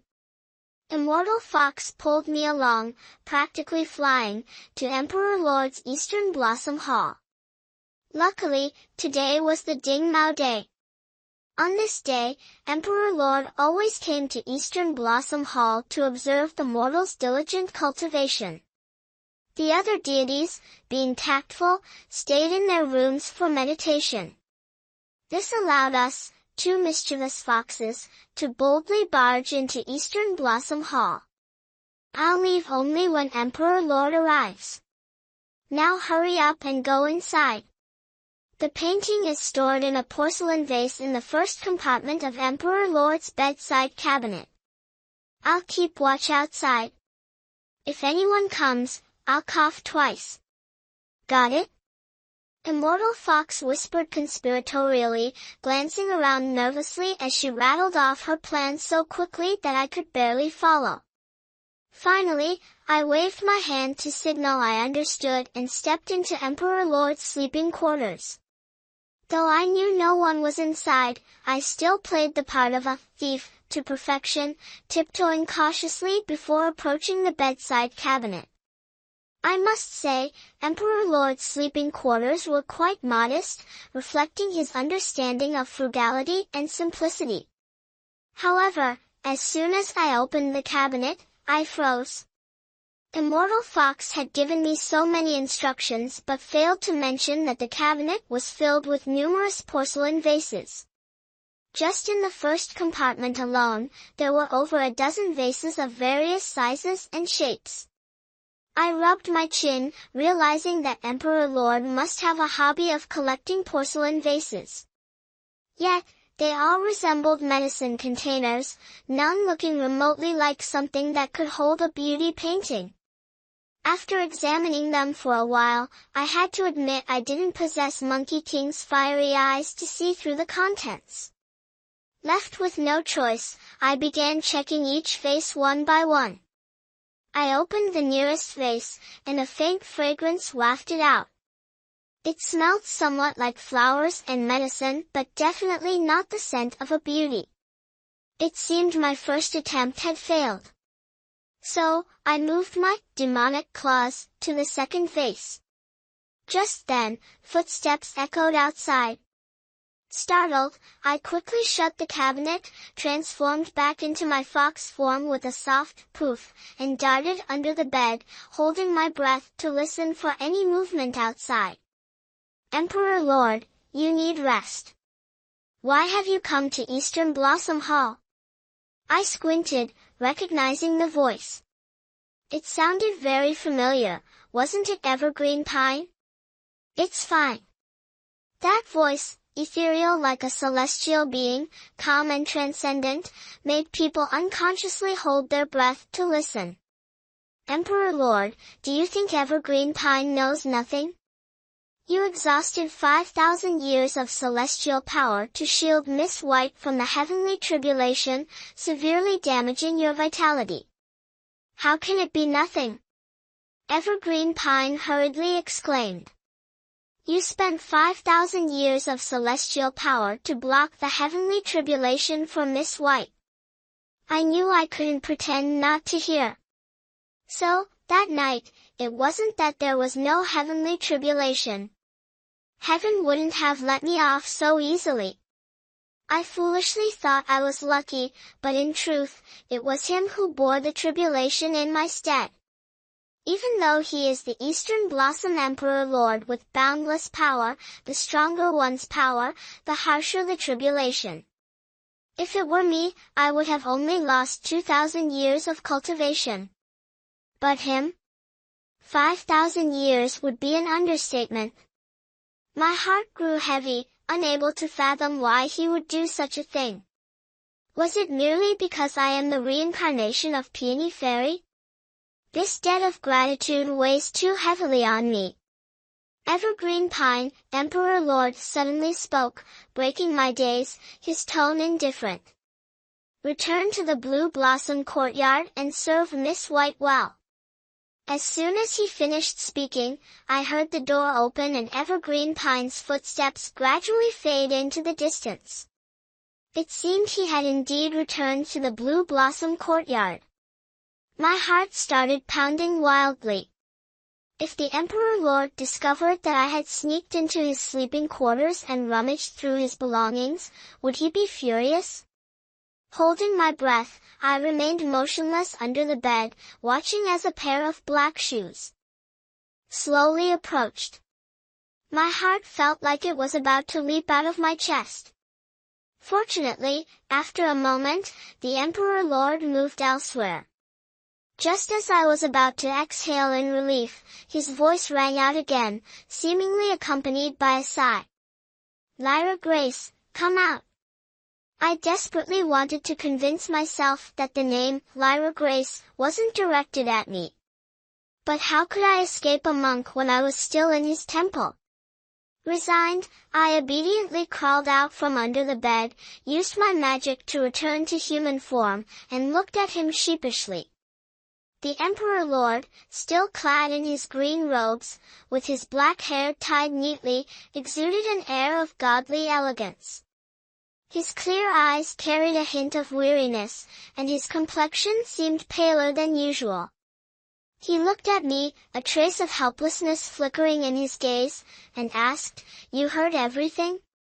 I froze, expecting him to question why I was there.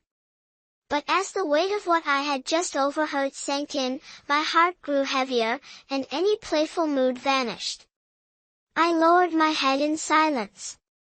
Lyra Grace. His hand slowly reached out, as if to touch my face, but he hesitated, pulling back abruptly. Turning away, he softly said, "What Evergreen Pine said earlier was nonsense. Don't take it to heart." I sighed. Did the Emperor Lord really think I was so naive? My mind swirling with doubt, I could only ask one question, why? The figure of Emperor Lord stiffened slightly. He turned to look at me, his clear eyes carrying an emotion I couldn't comprehend. After a long pause, he smiled faintly. "Lyra Grace, have you forgotten that in our past life, I owed you? So, even sacrificing himself for me was just a way to repay a debt?" I thought to myself, but immediately began to despise my own thoughts. Someone was willing to bear the calamity on my behalf. This was a heavenly blessing. Besides, he did it voluntarily. Why should I dwell on it? I should find somewhere to enjoy myself instead. Does Emperor Lord only owe me once? I suddenly asked an irrelevant question. Yes. Emperor Lord was momentarily startled but still answered honestly. Then, What exactly does Emperor Lord O mean?